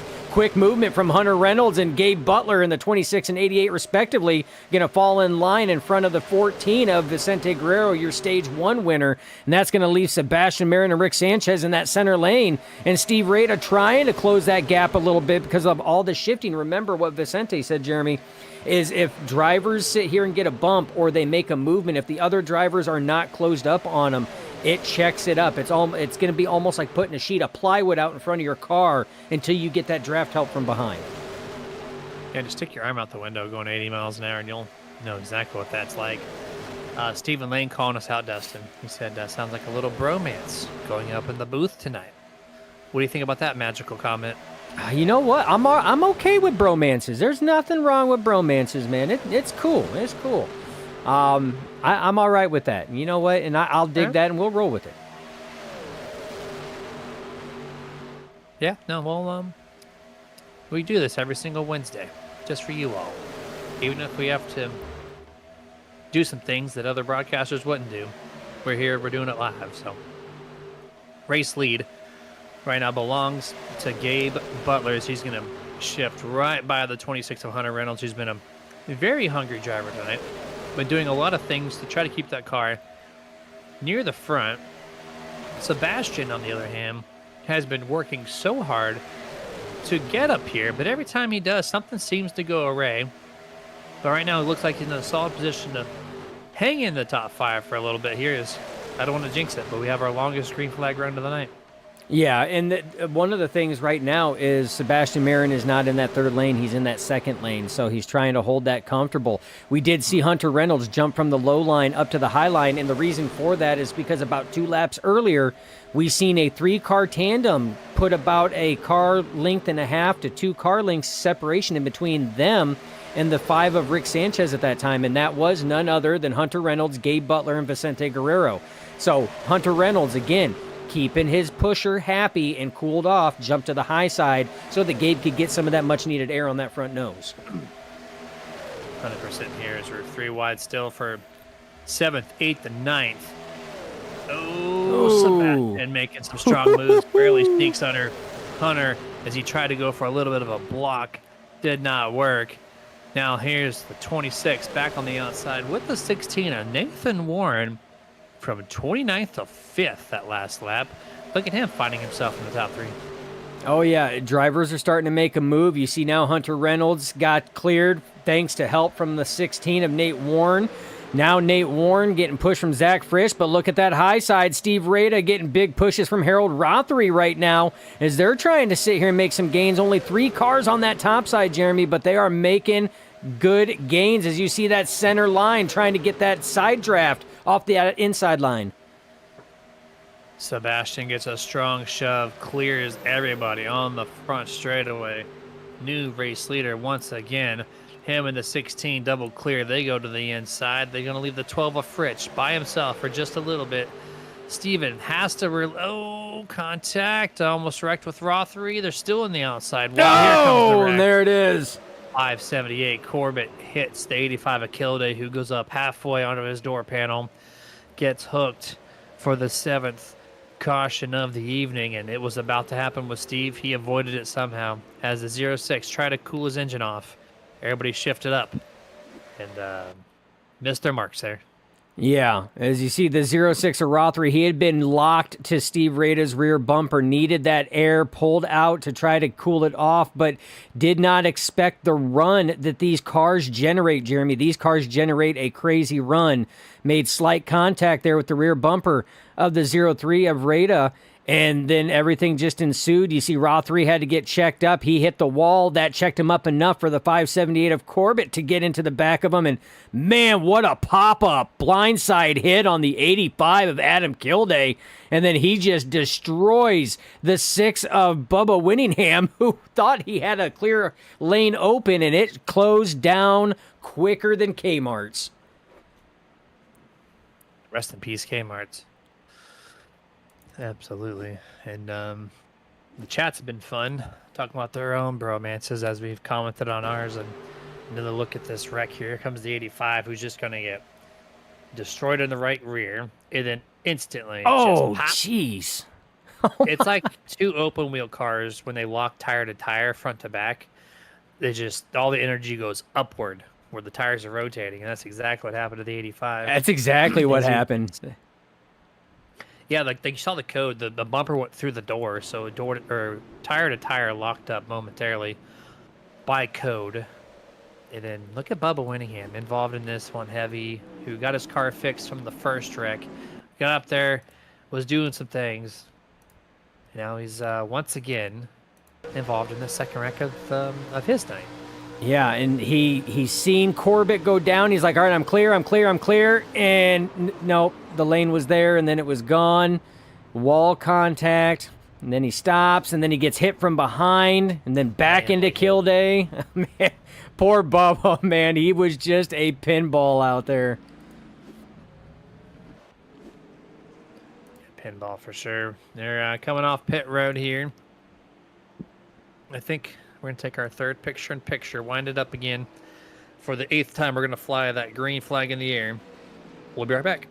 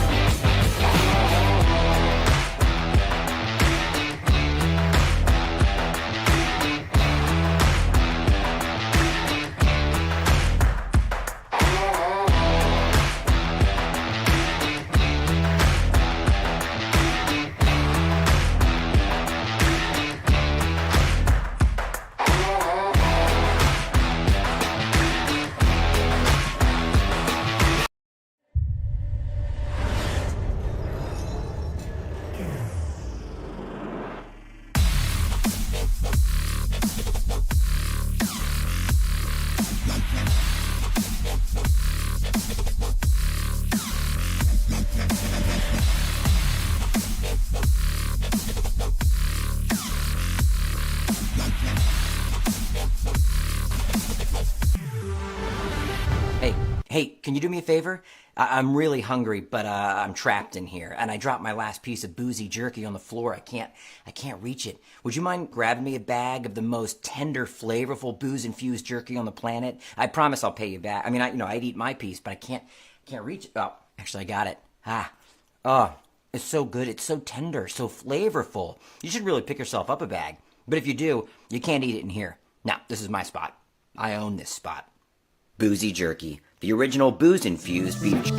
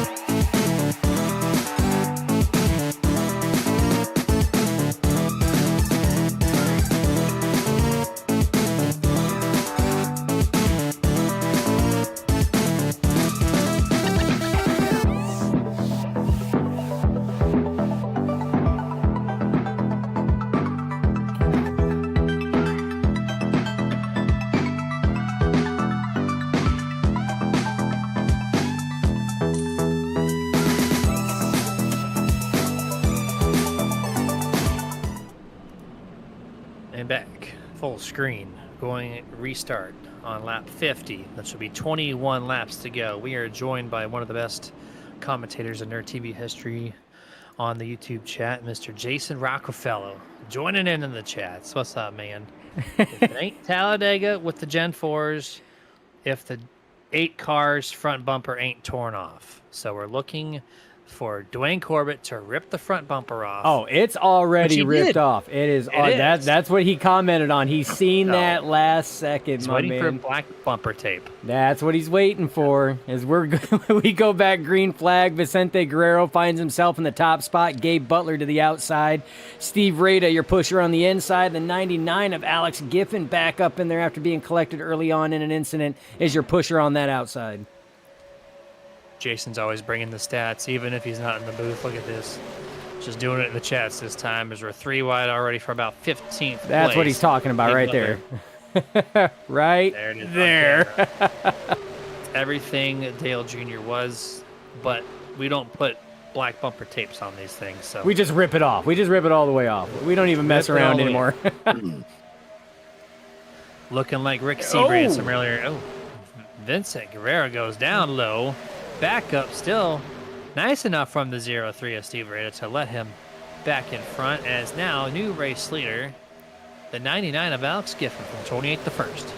Yeah, and that looked like that might have been just a little bit of a bump there that Vicente Guerrero's car just did not take very well, kind of shoved him below the line, but good veteran sportsman move by the 0-3 of Steve Rada to let him back up in there. No harm, no foul. They lost a couple spots, but Jeremy, it's Dega, baby. We can get those spots back as Zach Fritsch trying to get something going with Big wreck. huge wreck, and that's going to have Andrew Schroeder in it. My goodness. Les Levy, 31 of Scott Wise. We got carnage everywhere. I've never seen a car wreck in one wreck and come up off the ground twice in 2 different parts of the wreck. And that's what Andrew Schroeder just did, entering turn 3. Here we are. The Tampax car is going to go for a ride.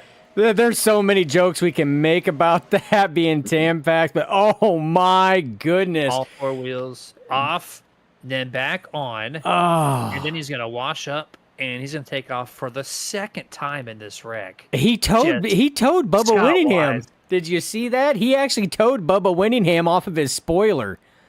He did a little bit, right? And then spring-loaded by Scott Wise is just pure destruction of a T-bone on the outside wall of turn 3. My There's Les Levy goodness. going for a flip or 2 into the air. Fast speed. Here we go. We're going to slow it down just a little bit. And that looked like a bump from the 0-5 of Sanchez onto Bubba Winningham. There's that pop-up you were talking about. It's going to collect the 62 of Les Levy, and this is the toe I was talking about. He just hooks onto the rear spoiler, just pulls him right up. Scott Wise, man, wrong place at the wrong time. Poor guy had nobody, but that was an instant T-bone, and it just popped his car up and just barrel rolled it. We have to go on board with Scott Wise. That was one of the weirdest flips I have seen in a hot minute. And we're going to go full speed. As Jason Rockefeller quotes Kyle Petty, that's incredible. There's the wreck. There's a wreck, and boom, T-bone, and just instant pop-up and almost barrel roll. Les Levy goes for a hell of a ride. Man. Yeah, he thought the lane was clear for a moment, and the 48 said, no, you're not getting out of here. Just crosses over and literally nowhere to go for 31. Not today, Here's Junior. 62. See what this ride looks like. There's the accident, clipped out of nowhere, and instant. Man, it's a weird flip. I mean, the angle that it went into the wall, and then all of a sudden, he's flipping and going over. That was kind of weird. He got hit, goes to as soon as he gets ramped by the 48, his next view of the track is upside down. Yeah, It's like he almost didn't know he was going upside down until he was already there. Yeah, it's a weird hit. You know, he gets ramped by the 48. I don't know if the software figured some type of catch from the 48 that latched on and pulled him, but you know, he got ramped, and next thing you know, he was upside down. We've seen some wild stuff tonight, Jeremy. Just off the wall, crazy stuff. Jason Rockefeller is calling for Walter White to go to the 12 on this replay. If we can take one more look from Zach Fritsch. You know what? For my man, Mr. J Rock, we're gonna go and take a look at the 12. I'm not sure what he was talking about. He said, go to the Altel Dodge. Save down the backstretch. Oh, there was a bump save, yeah. A little bit right before the wreck happens. You have to rewind it a little bit. Gonna have to rewind it a little bit. Was it? Oh, it was a bump save from the 43. Yeah. Dana Shepard there, full speed right there, bump and a bumper drag there, back and forth, and saves it. And that's what puts Dana Shepard to the outside there. Yeah, that was a good save. I mean, at 100, 190, 195 plus mile an hour. I mean, that's that easily could have looked just as similar to the incident that happened right behind him. Yeah, that kind of stacked him up, I guess. Maybe that could have been a part of why they started wrecking right there. So that was fun. That's our 8th caution of the night.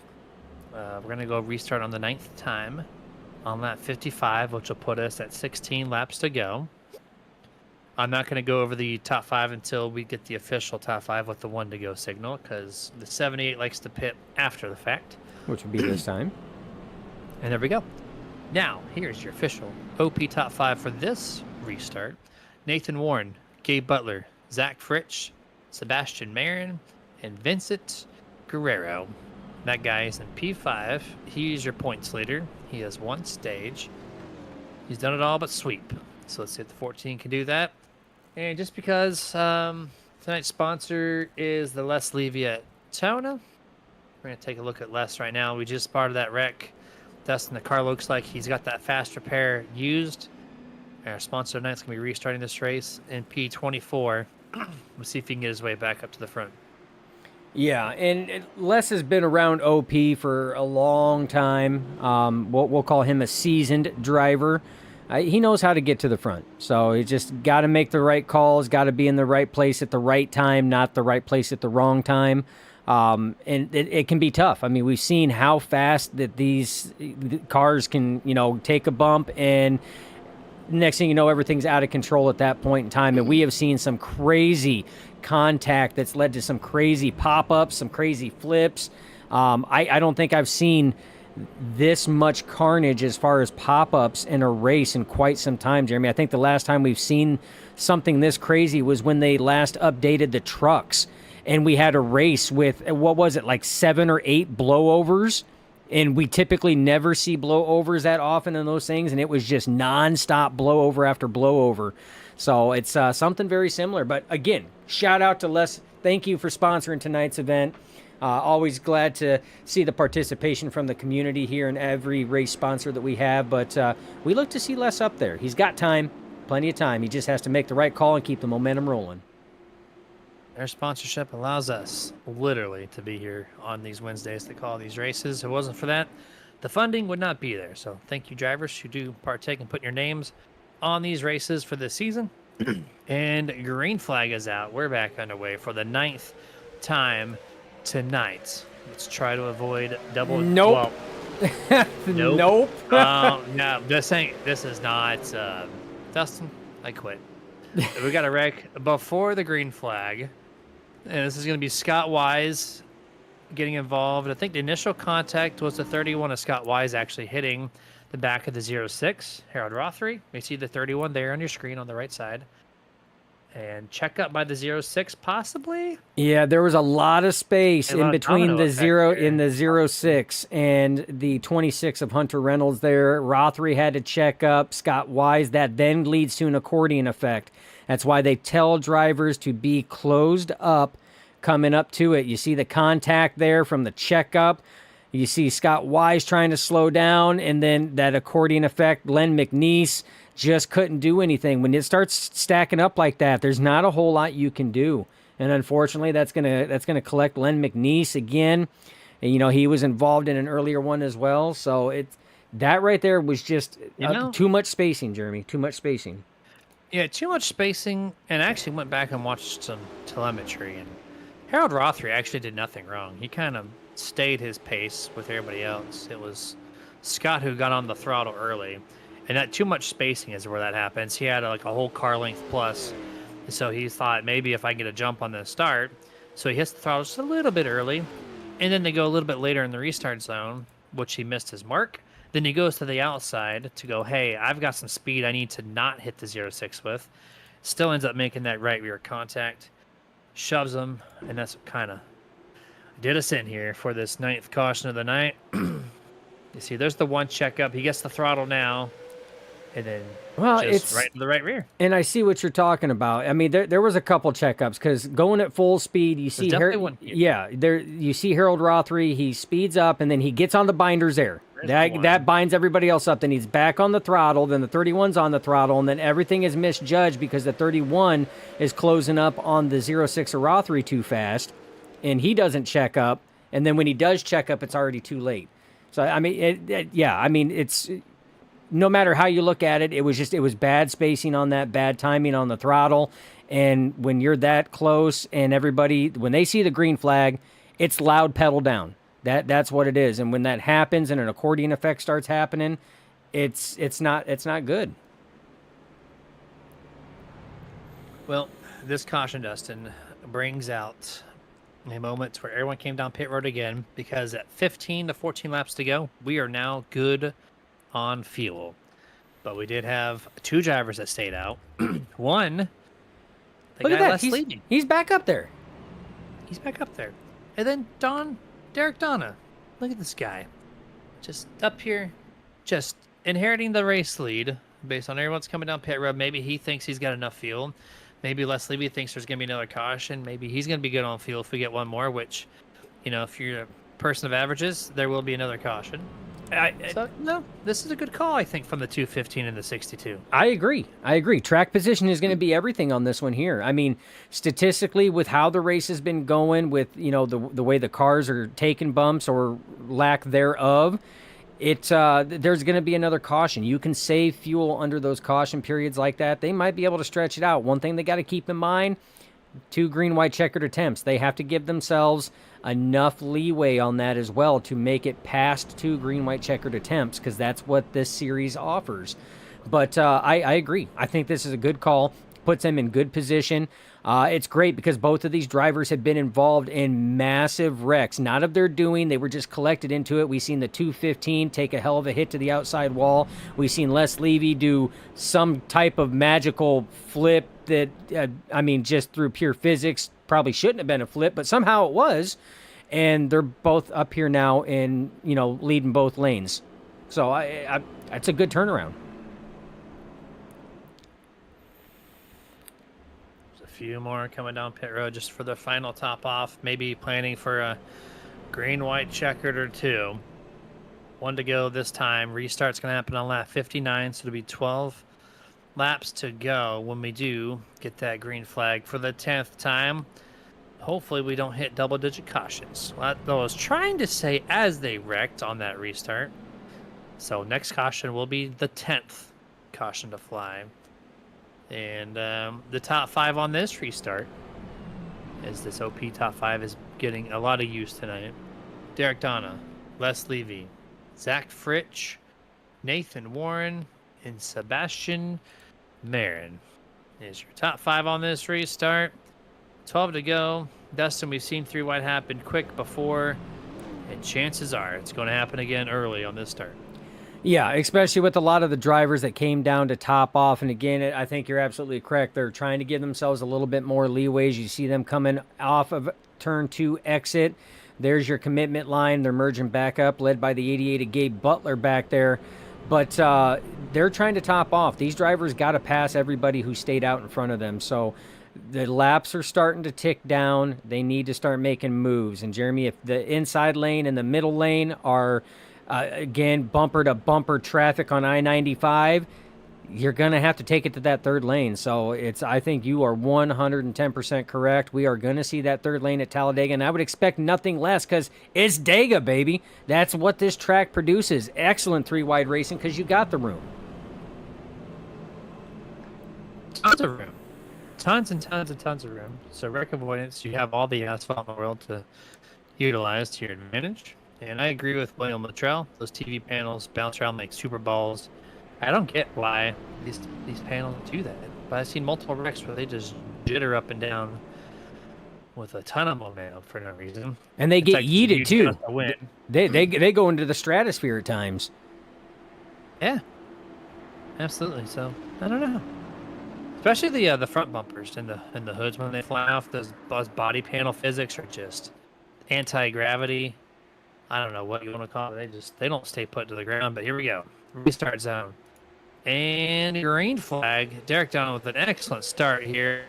And the 12 kind of follows suit. The 12 gets almost to the line at the same time as the 62. And the inside's a little separated, the outside a little more closed in. Derek Down is going to fly back to whatever lane he chooses to be in. He's going to choke him up a little bit. Watch this outside lane prevail. Yeah, he got out to a huge lead, and that is going to hurt. But big slam draft by the 12 of Fritsch to get the 215 of Derek Donna back up to pace. But Les Levy right now, big pushes from Nate Warren as Jeremy finally came back to us in full audio and not Megatron style. But again, now side by side, Jeremy, that worked out better than I thought for Derek Donna. I figured that mid lane was going to gobble him up, but that slam draft by the 12 of Fritsch got him up to pace real quick. A lot of movement here at the line.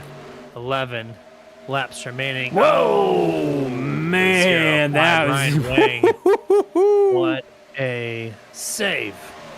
Wow, that car was sideways and slideways, and he saved it and didn't lose any momentum.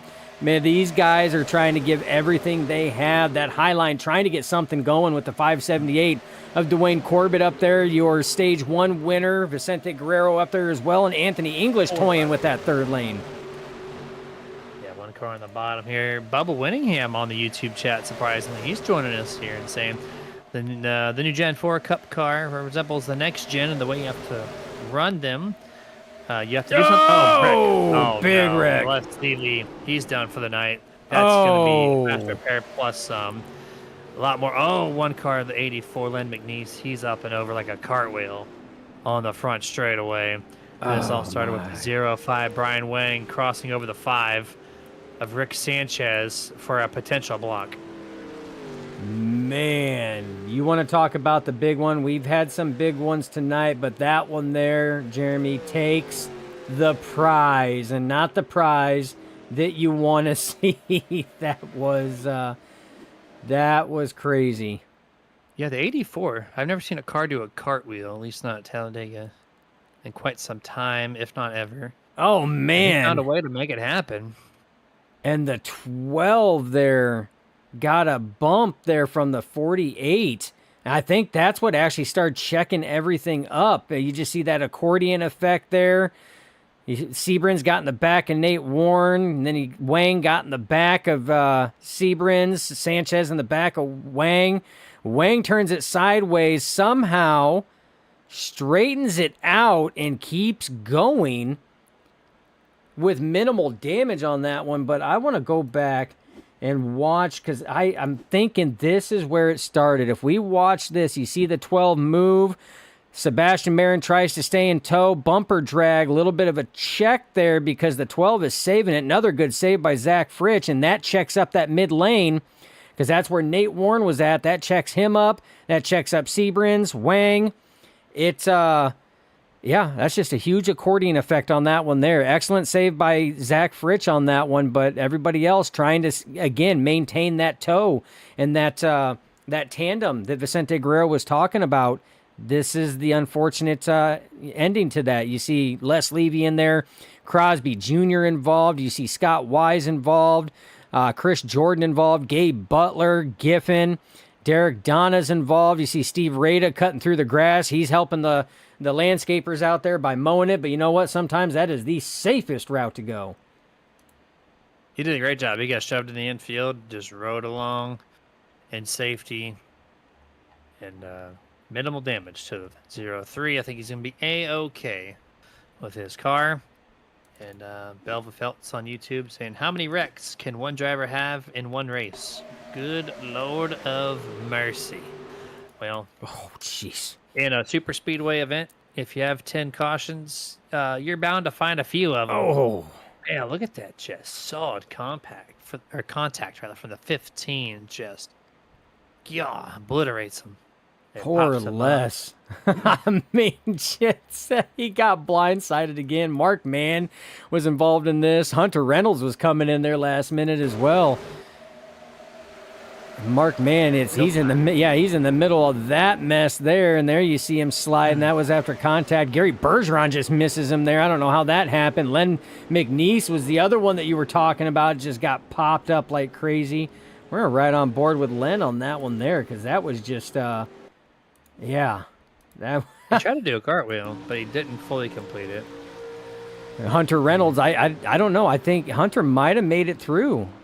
You see, they're trying to back it down, trying to find a hole. Oh, jeez. Oh, and he did. Hunter made. Oh my golly, this guy. I don't know how he made that through, but this guy, he was ahead of Len McNeese, and he started weighing it down when he started seeing the smoke. Len McNeese went through, and Hunter Reynolds goes from uptown to midtown. Looking at midtown, he's like, "Nope, we're going downtown." And somehow just misses Len McNeese clipping him. See, oh my, misses Giffen getting popped up. I don't know how he even found a hole through that. Yeah, the first half that was just nothing but smoke. So he literally just had to grab the wheel, decide to turn just randomly. And he found all the right ways to go through it. Full speed. Why not? Because you know what? Why not? You see Len McNeese come to the inside. There's Len. Misses one there. You see Len get popped up. He misses that. You're going to see Giffen get popped up. And he just drives by. Oh, my. Good wheelmanship there by Hunter Reynolds. Send that man a pair of Icon apparel gloves for that roundabout through that wreck. But, Dustin, we're back to 2x2 for the 11th restart here this evening.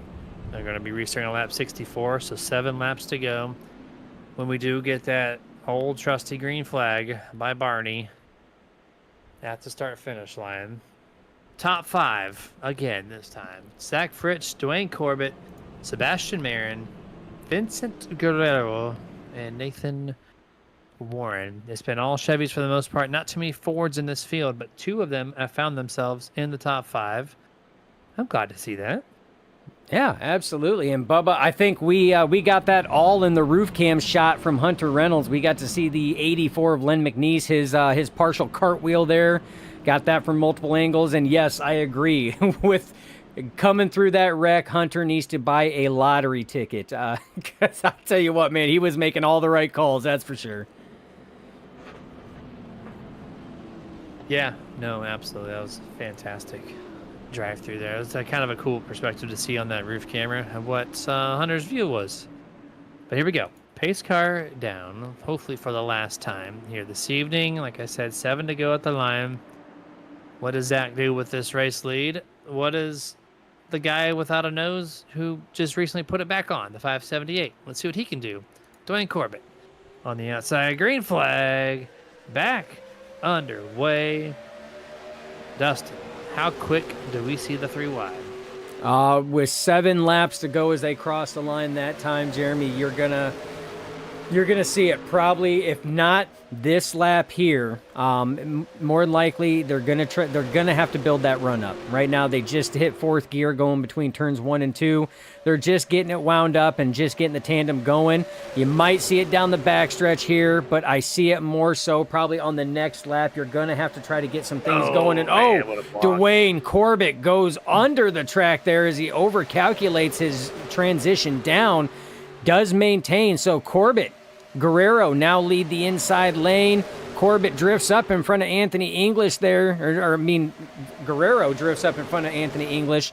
2 by 2, and Jeremy right there, right at coming to the conclusion of this one. There's your 3 wide. You got that line moving and cooking up on that top side right now. 15 miles remaining in the Les Levy at Dega as the outside has the momentum, the 14, the 44. These guys who do it every single week up front seem to find themselves in the right spot almost every single week. It's there 2 by 2 after your top 3 car separation, and momentarily now it's down to 2. 570, it's got to run with Zach Fritsch. Sebastian Marin on the inside lane this time, surprisingly. Gabe Butler's trying to bring Jeff Crosby Jr. 3 wide here, as they got a train of 4, 5, 6, 7, now 8 cars on the outside lane. Yeah, that outside lane has got the momentum. They are organized at the time. They're just building that lane up, and you see a lot of movement up in the bottom and middle lanes right now as those guys are swapping back and forth. That's going to hurt the momentum. As long as this high line can maintain, they will be able to pull forward, Jeremy, and they're making moves. 5 laps to go right now, and you've got the 14 of Vicente Guerrero out front, Eric Lowry in the 071 leading that top side. And you got, there's Sebastian Marin and Zach Fritsch. So these cars all lined up, and look at that pack 3 wide behind them. They're just traffic jam on I-95, 3 wide, all the way through the back half of the field. The top 10. Oh, 14 just got dumped. We stay green flag. Under 10 to go. It is iRacing cautions only. Bad bump sends Vincent Guerrero to the inside, and the sweep chance is over. We stay green flag. Yeah, green flag. And like you said, that was a bump coming out of the corner. You can see the bump there just lifts the rear end up. He loses all traction and right into the inside wall there. Unfortunate break for the 14 as he was running really, really good. Sebastian Marin leading the way. And we got more spinning. That's going to be Overstreet going down to the inside. Steve's in it. There's a second wreck involved. There's a big one here into turn 3. 6, 7, 8 cars involved. Enough caution. They're still piling up at the bottom of turn 3. Dust and carnage for days. You can make a whole hour-long movie out of wrecks off of this race. These guys are just trying to keep me busy, man. I see what's going on. Oh, man. This is... 4 wide right there, Jeremy. 4 wide going down. Oh, my. That's... What happened? He's up there by himself. I don't know if he got hooked or bad bump. We'll see. Here comes Seabrands. Oh, bad bump. Oh, bad bump. And then right down in front of the 86. And that would have been it. Yep, that would have been it. But further up. Second. Oh, my goodness. There it is. Steve Rada up in the air. Let's see if it was this just partaking of this first wreck, or was it just a natural second wreck? Yeah, probably. Brian Wang got in the wall, then Mark Mann got in him, and then it was accordion effect everywhere. Every car behind had absolutely nowhere to go. Dustin, this is wild. Rewind this. Same view, same camera. They have these super speedway noses. They should not be picking things up like a scoop, like the non-super speedway body. But watch in slow motion this top lane. Every car that gets hit, up off the ground goes the rear end. And we're going to count it. 1.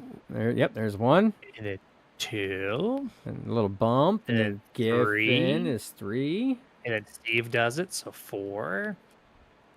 And then 5. I think 5 total rear ends came up off the ground due to a rear bump, technically speaking. So the bumpers aren't as flush as maybe one had thought.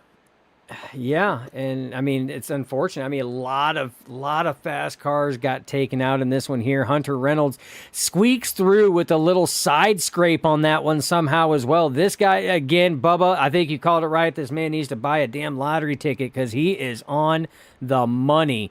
You see Crosby Jr. involved, Derek Donna involved, 071 of Eric Lowry involved. I mean, just a number of cars. You see Steve Rada down there, he's involved. Just a tough break for a lot of drivers. And like I said, that all started from that contact on the backstretch, and then it was accordion effect after Brian Wang scraped the wall there, and it slowed him up just enough to cause another accordion effect going into turn 3. Unearned Esports driver Steve Rada coming on my text message this time and saying I have 5 minutes of damage. So count to 0-3, all but out. He can probably continue, but he won't be up the full song after that one. No fast repair for a lot of these drivers. Listen to this. We had 38 entries, right? This is the most I've seen 1 lap down or more in an OP race in a while. Top 25 are on the lead lap. So 13 guys, 1 lap down or more. That just goes to show you when a lot of wrecks comes a lot of separation in the standings. And who has the speed still? There's so many damaged vehicles out here. Yeah, and there is. And I mean, a lot of the drivers that are laps down or out of this race, Jeremy, were drivers we had seen up leading this race. I mean, Adam Kilday back in 36th, Everett Lane, Andrew Schroeder, Bubba Winningham, Jimmy Reynolds, Les Levy, Dwayne Corbett. We've seen a lot of these drivers, Scott Wise. They were up in the top 5, top 3 leading this race. And, just by virtue of the incidents on the track, it's a lot of those drivers that are out of contention right now, but it opens a door for a lot of other drivers right now. I mean, you sit here and look at our top 10, Jeremy, as we'll just do a quick little recap here of it. I mean, Sebastian Marin's been up there all night. Zach Fritsch has had multiple excellent saves from offset bumps. Nate Warren has worked his way there since about the mid part of the race. He has been up there. Rick Seabrans is now making his presence shown up there in the top 10. Brian Wang's been up there. Gary Bergeron is making his way forward. Alex Giffen is making his way forward. Anthony English has been up there, was a part of a wreck, working his way back up. Dana Shepard is up there, and Luttrell is up there. So, I mean, with the way that things have gone, has completely changed the whole diversity of this top 10 right now, and the drivers that we had been seeing up there have now been replaced by drivers that, Jeremy, may have been taking that safe route to stay out of damage, and look where it's putting them right now with just a couple laps to go. This will be exciting. This will be, I mean, we're an hour and a half into this broadcast. I feel like it's been 2 hours, but actually, you know what? Let me do my math correct. No, it has been 2 hours. It has 120 minutes ago, we started this broadcast live on YouTube. So the race itself has been less than 2 hours, but we started at 2 hours ago. And we still have a potential of like 5 more laps. We are going to get the first official green, white, checkered, one of 2 attempts. But the wrecks have been coming quick. So you're going to see as we got the 86. He is on fire. Damaged cars. Is this replay? No, this is live, my guy. What are we doing? Yeah, we're about to go green flag. What is the 86 doing? His car's wiggly, all right, and I'm not talking about Piggly Wiggly. That thing is rumbling and bumbling all over the place. What's he trying to accomplish, Mr. Justin Coy? Report. So here's the thing. Here's the thing. They're doing a green, white, checkered. He may have a meatball, which means he's not going to be able to finish the race, and going to put him even further back. So he's hoping the car is going to stay together, and this is just my guess, because I've done the very same thing. He's just hoping it's going to stay together to finish the race, and some other drivers are going to wreck out. On my screen, his hood is above his windshield. He cannot see. His engine's on fire, and he's racing at 90 miles an hour on this restart. He's just cruising. He's grilling. He's tortoise grilling. Versus the hare, and the tortoise might actually win this race. Yeah, this thing's all he's set and done. He's smoking, man. He's smoking some meat back there from Piggly Wiggly. That's what he's doing. He's getting ready for the tailgate post-race party. It's a fresh meat. Oh, one car in the wall already. The 78 finds it quick, gets shoved up there, 3 wide by himself. Did not want to be up there. Oh, here comes the 14. Remember, we counted him out, but the caution brought him back into the picture. So let's see how much repair he got done to that car. 3 wide a little bit momentarily, as we're coming off of turn number 4 for the second to final time. And it looks like, Dustin, we are going to get the white flag. 1 lap to go, presented by absolutely nobody. Yeah, white flag to go. You see Zach Fritsch leading with pushes from Rick Seabrans right now. Anthony English is getting it going on that top side. He's getting some good pushes right now from the 26 of Hunter Reynolds. Sebastian Marin on the inside. Nate Warren, your pusher on that inside. Third lane coming in, Jeremy. We talked about this, neck and neck down the backstretch. Big run on that high side as Anthony English clears the middle lane. He drops down right now. He is going to take it. Hunter Reynolds going to maintain the momentum as Hunter Reynolds going to clear it. He is going to get clear and drop down. Now Rick Sanchez on that top side with Gabe Butler. Inside lane has lost momentum. Right now Hunter Reynolds controls this race. Anthony English drops down to the inside trying to get the run. Hunter Reynolds in the middle side. Who is going to get it at the line as they come off? Hunter Reynolds is going to win tonight's event. He's been hungry for that lead all night long, and he gets it done when it counts the most. checkered flag to the driver of the number 26. And he came into this race, Dustin, 21st in points. And now he's got to win. So he'll be locked into the playoffs. And he's going to put him one of 3 drivers outside of the top 16 that has a W underneath their name. So congrats to the 26. Absolutely. What a race that he can. And we got an answer from Kakoi4. Justin Coy there says, just trying to collect all the points I can. So exactly what I was kind of figuring is you see congratulatory bumps from drivers. That's Luttrell, Sanchez. You've seen Fritsch give a congratulatory bump down the backstretch as well. Excellent run. Made the right calls when he needed to. Excellent attempt by the 44 of Anthony English, by the 12 of Zach Fritsch. Good attempts by the 5 of Rick Sanchez. That third lane, it had it down there, Jeremy. It was going to be tough to see how it was going to go, but I tell you what, these drivers put on an excellent race right down to that finish line there as the 26, Hunter Reynolds. Congratulations. Burn it down.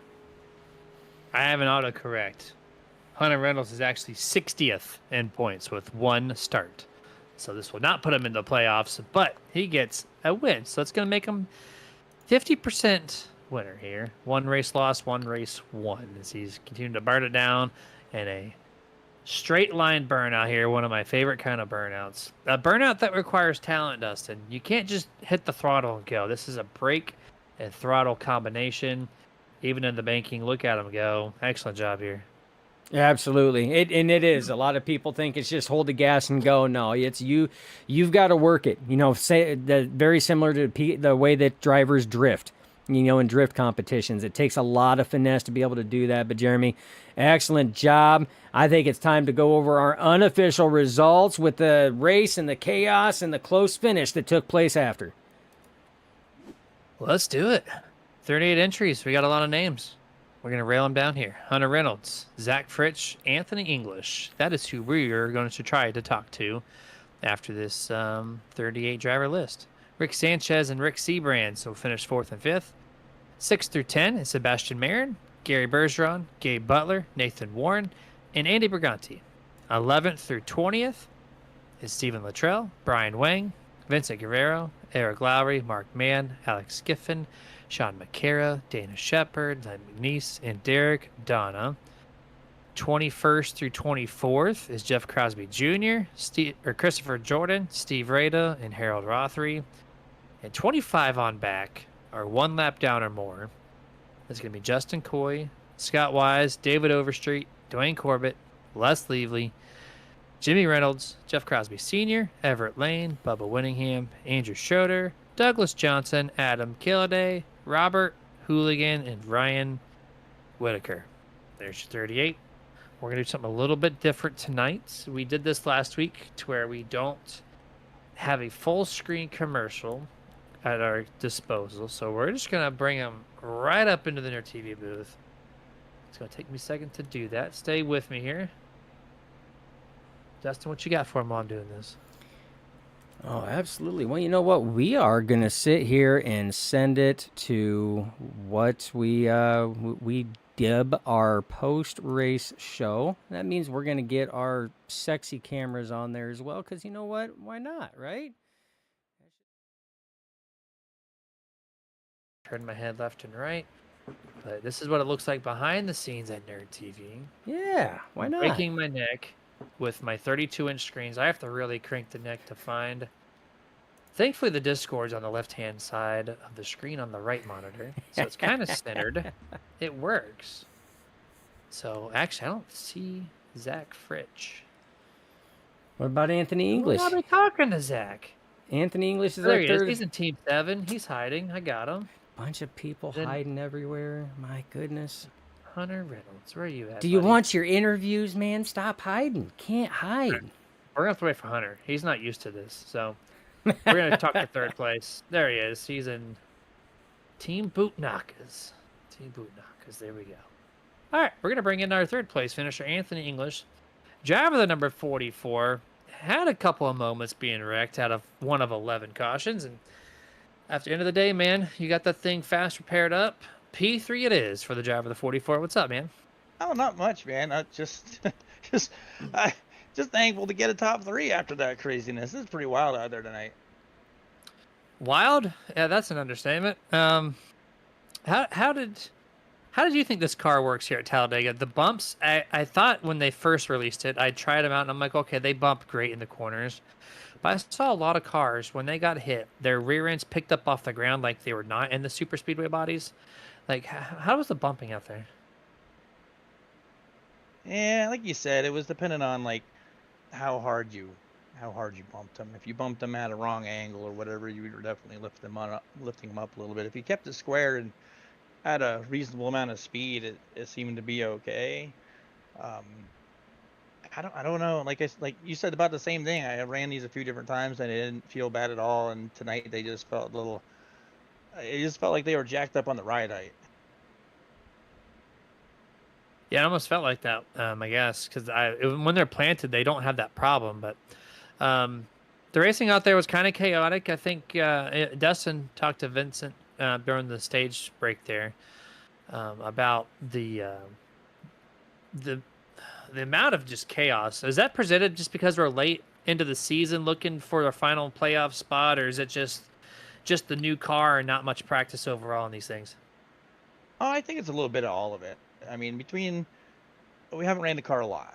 Everybody's still probably getting used to the way the drive package with it is, and it is a little wonky to get used to. It seems to be that momentum is king. Like 100% momentum is king. I mean, if you can, it doesn't matter what line you're in, if you got 3 people pushing and good momentum, it's almost like they can't do nothing with you until you break it off or have to stop to set that settle down or cool or whatever. But I know that third lane, the last half of the race was just, it was just fast. I mean, as long as you squeezed down on them and side drafted them a little bit and stuff going through the corner. When you came out of the corner, you were just like a rocket ship going down the straightaways and stuff with it. So I was kind of just the game plan at the end was just make it to the end and then try to do something in the third line because it just seemed to be the line with with the best momentum. Yep, I would have to agree with that one, man. Well, congrats on P3. We got 2 more races before playoff season begins, and any shout outs before we let you go? And a big shout out to you, Dustin, and Steve, and everything that Nerditude does for us on Wednesdays. It's been a great pairing. I love watching the broadcast back and everything. You guys do a great job. It's nice to finally get up in the top 3 and be able to, have an interview with you guys and see what it's like up here. But Been a minute, man. Yeah. yeah, it has been. I don't think I've finished top 3 since my surgery, so it's been a while. But yeah, just big shout out to all the admins, everything that they do.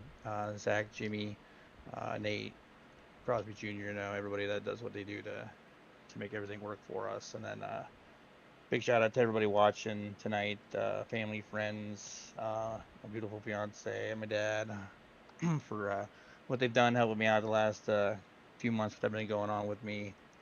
And then the team, good team run tonight. I think me, Rick, and Rick all got top 5, so good team run. I think Mark Mann was looking at some of it a little bit earlier and stuff. And Andrew was up front for a little bit, but then he died, that normal stuff with Andrew. Just kidding, Andrew. And then, He got big crashed shout out so hard, to, dude. I know, I seen him. I felt so bad for him. He just got murdered, dude. Well, But yeah, I mean, that's about it. Big shout out to Vincent for killing him at the end of the race. I didn't mean to do that. I was just trying to keep the momentum on the bottom there and keep us fast, yeah. and I ended up spinning him. It was a pretty flush bump too. Like we went back and looked at it. There was literally nothing wrong with it. I thought it was pretty squared up on corner exit. You were on the flat and it still turned him. That was kind of wild. It goes Yeah, to our conversation earlier. I even popped into his channel and was like, what happened? I mean, I didn't think I was offset pushing you or pushing like hard push to come out of the corner, and he's like, it just felt like the rear end lifted and he got loose and it spun him out and stuff. So I don't know. I'm still learning this package and everything too myself. So Yeah. Well, we'll take a stab at it next season, I think. But man, have a good rest of your night, and we'll catch you next week. thank you guys. You guys have a good one. You too, man. Thanks. Dustin, did you hear that? I did the interview and he thanked you for the credit. I That heard just that. goes I to heard show that. you how much credit you deserve and not me. I'm just a voice in this production. You deserve a lot of credit, my guy. You deserve a lot of credit. He did it flawlessly right there. But we have Zach Fritz on standby, driver of the number 12, Ryan Newman throwback. What's up, man? Congrats on P2. Huh. Where am I? Who's this? I'm never here. What's going on? Well, you Well- are just for stage break. You know, that's usually when you're here. Pretty much. That's it. Yeah. So, Well, the no, next it's person going we're gonna great.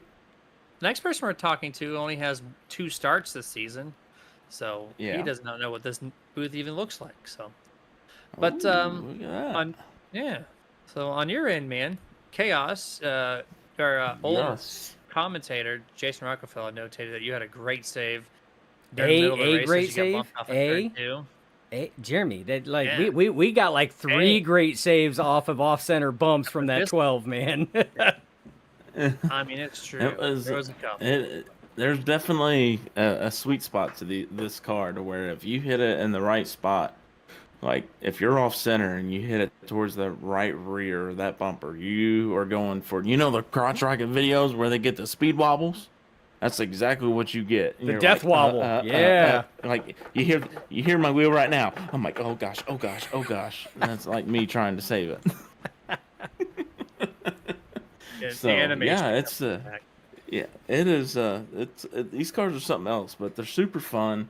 You get a huge runs in them, as you can tell. I mean, look at Hunter's move, starting from 11th, getting the third lane, zooming all the way to the front. Mean being able to push them all the way to the win.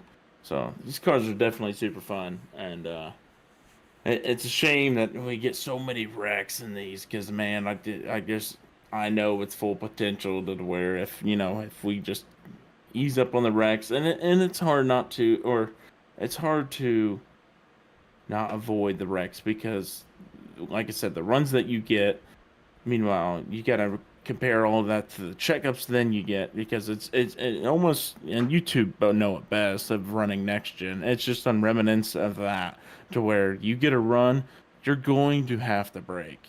If you're in a line, you can't just let go of the gas and be like, I'm okay. No, you're going to have to brake at some of them, and it's just, that's the concept that people are still.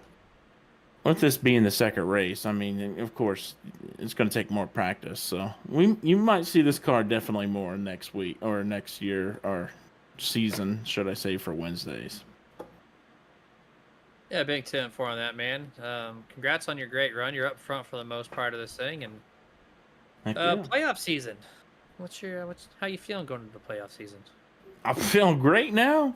I mean, I've had 2 second place finishes now. It's unreal. Yeah, right. So it's nothing like Mondays for me, to where I can, I just scored my top 10 just this past Monday, and what is it, the 10th week?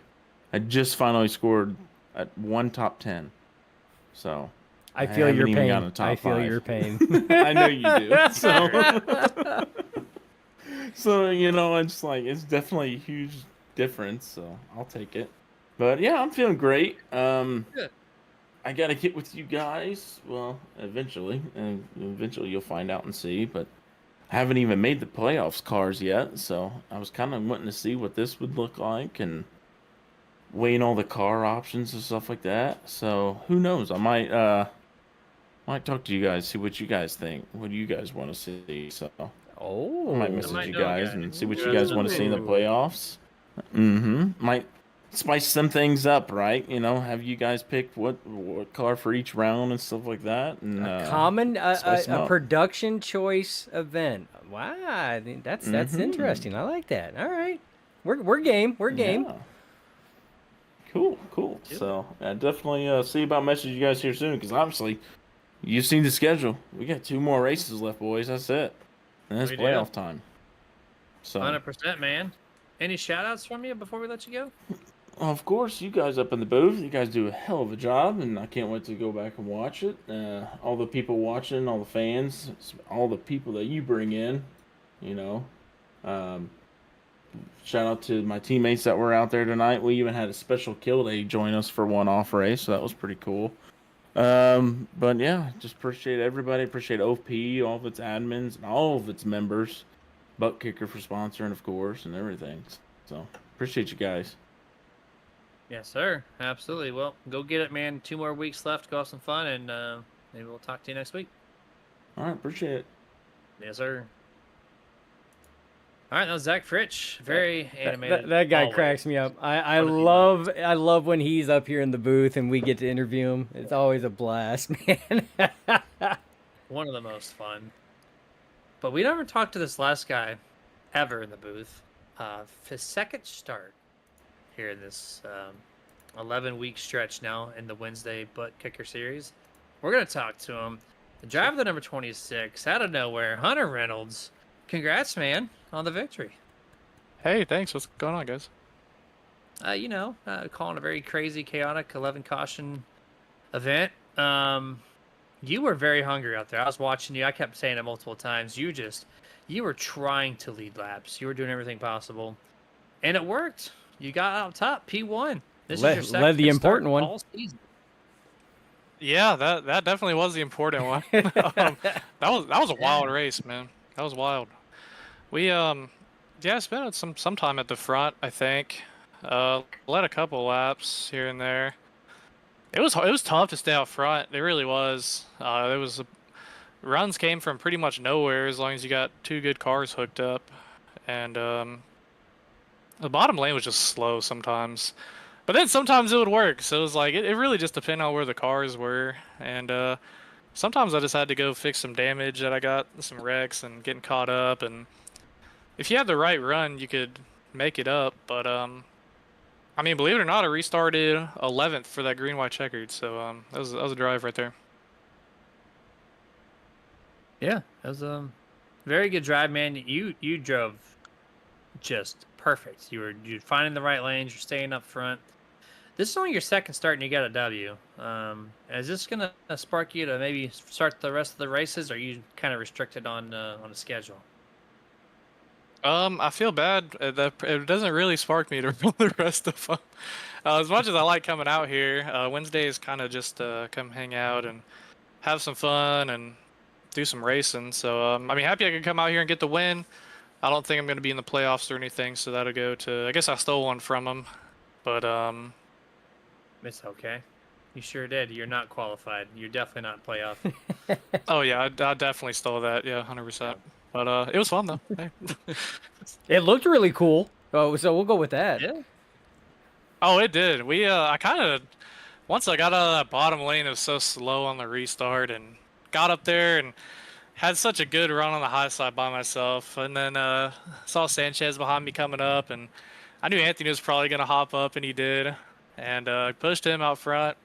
To be honest, I wasn't trying to drive around Anthony there down the back. He kind of just had some indecision going on, and then I got bumped from behind me, which got him down into the middle lane. So it wasn't on purpose, but it ended up working out. And then hopped down to the middle. Thought the bottom lane would have been fast. Seabass was down there with Nate pushing him, but I mean, I just had a gut feeling in the middle and held it and got a push from Fritch there at the end. So yeah, it was a fun one. Race was wild. These cars are fun. The way the runs develop, and you got to keep moving, and you can't be complacent all the time. It makes it enjoyable and also wild.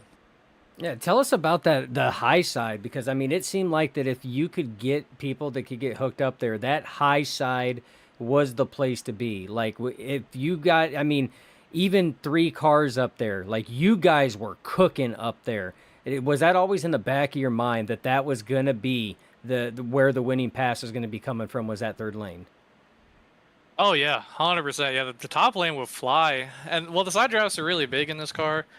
So if you're in that middle lane, unless you kind of jump down there and get a good run going, the high side's just gonna blow your doors off. So even with most cars, the high side's the way to go if you want to come, especially from the back. But yeah, man, I was like, if I could just get up there to the top, and wasn't too happy about restarting on the bottom. But yeah, you got some cars up there up top. It would just work.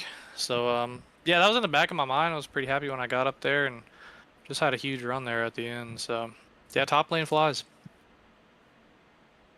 Yeah, it definitely showed its face for sure tonight, and now we have some more notes to go off of for the next time we run these things here at OP on Wednesdays. But man, congrats on the victory! Excellent job, and any shout-outs before I let you go? Yeah, appreciate it. I'd like to thank all the boys back there at Buttkicker and running with us. Appreciate y'all. Like to thank OP and the admin team for putting this on for us and all the work that they do behind the scenes. Like to thank you guys up in the booth. Called a great race tonight. Shout out to you guys. Got to give you some love. And thanks everybody for coming out here and watching every week. And nope, think about got it. Don't have a note card this week, so I'm playing. But appreciate y'all. It's only your second start. You're winging it, so it's okay. It's understandable. Yeah, I'm just kind of going with the flow. You know, if anyone wants to sponsor the 2.6 car out here, we're currently looking for sponsors. So get your name on the hood. There you go. Go get it. The car needs a decal. It needs a logo. So there you go. Hunter, congrats, man. We'll see you next time you're racing. Yeah, appreciate it. Thanks, guys. Yes, sir.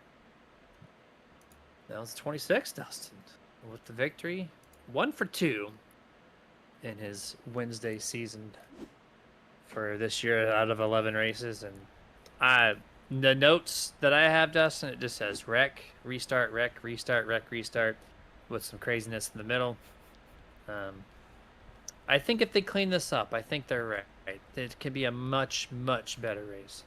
Yeah, and, I think, Anthony, we touched base on it before. I think Anthony hit it on the nose. This is only the second time that they've ran this car on, on Wednesdays in the OP Buttkicker Grand National Series, and it's still new to a lot of drivers. It's not, brand new on the service, but a lot of drivers, they don't, unless it's part of a league like what it is tonight, they don't just hop in and willingly race it. So I think a lot of it's going to come with the seat time, learning how to draft, when to draft. Anthony said it best. I mean, there's a huge difference between, and whether people know this or not, a huge difference between a very soft touch bump and a slam draft.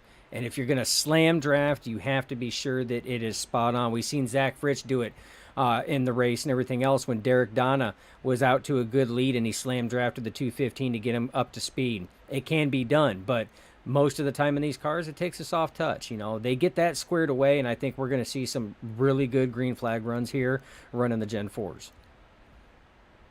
Yeah, it has so much more potential, and I'm excited to see what they do next time around.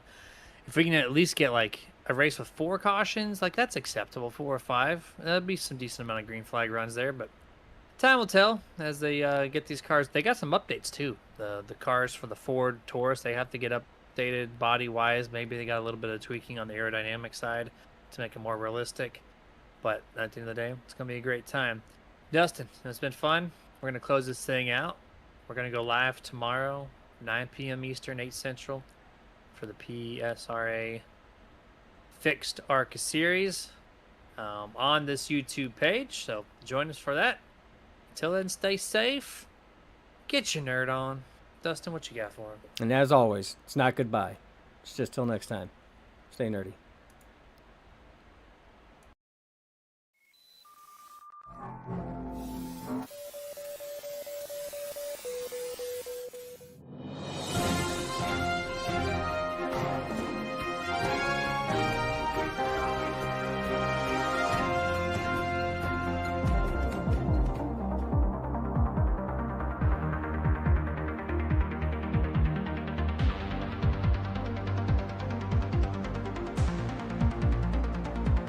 Back when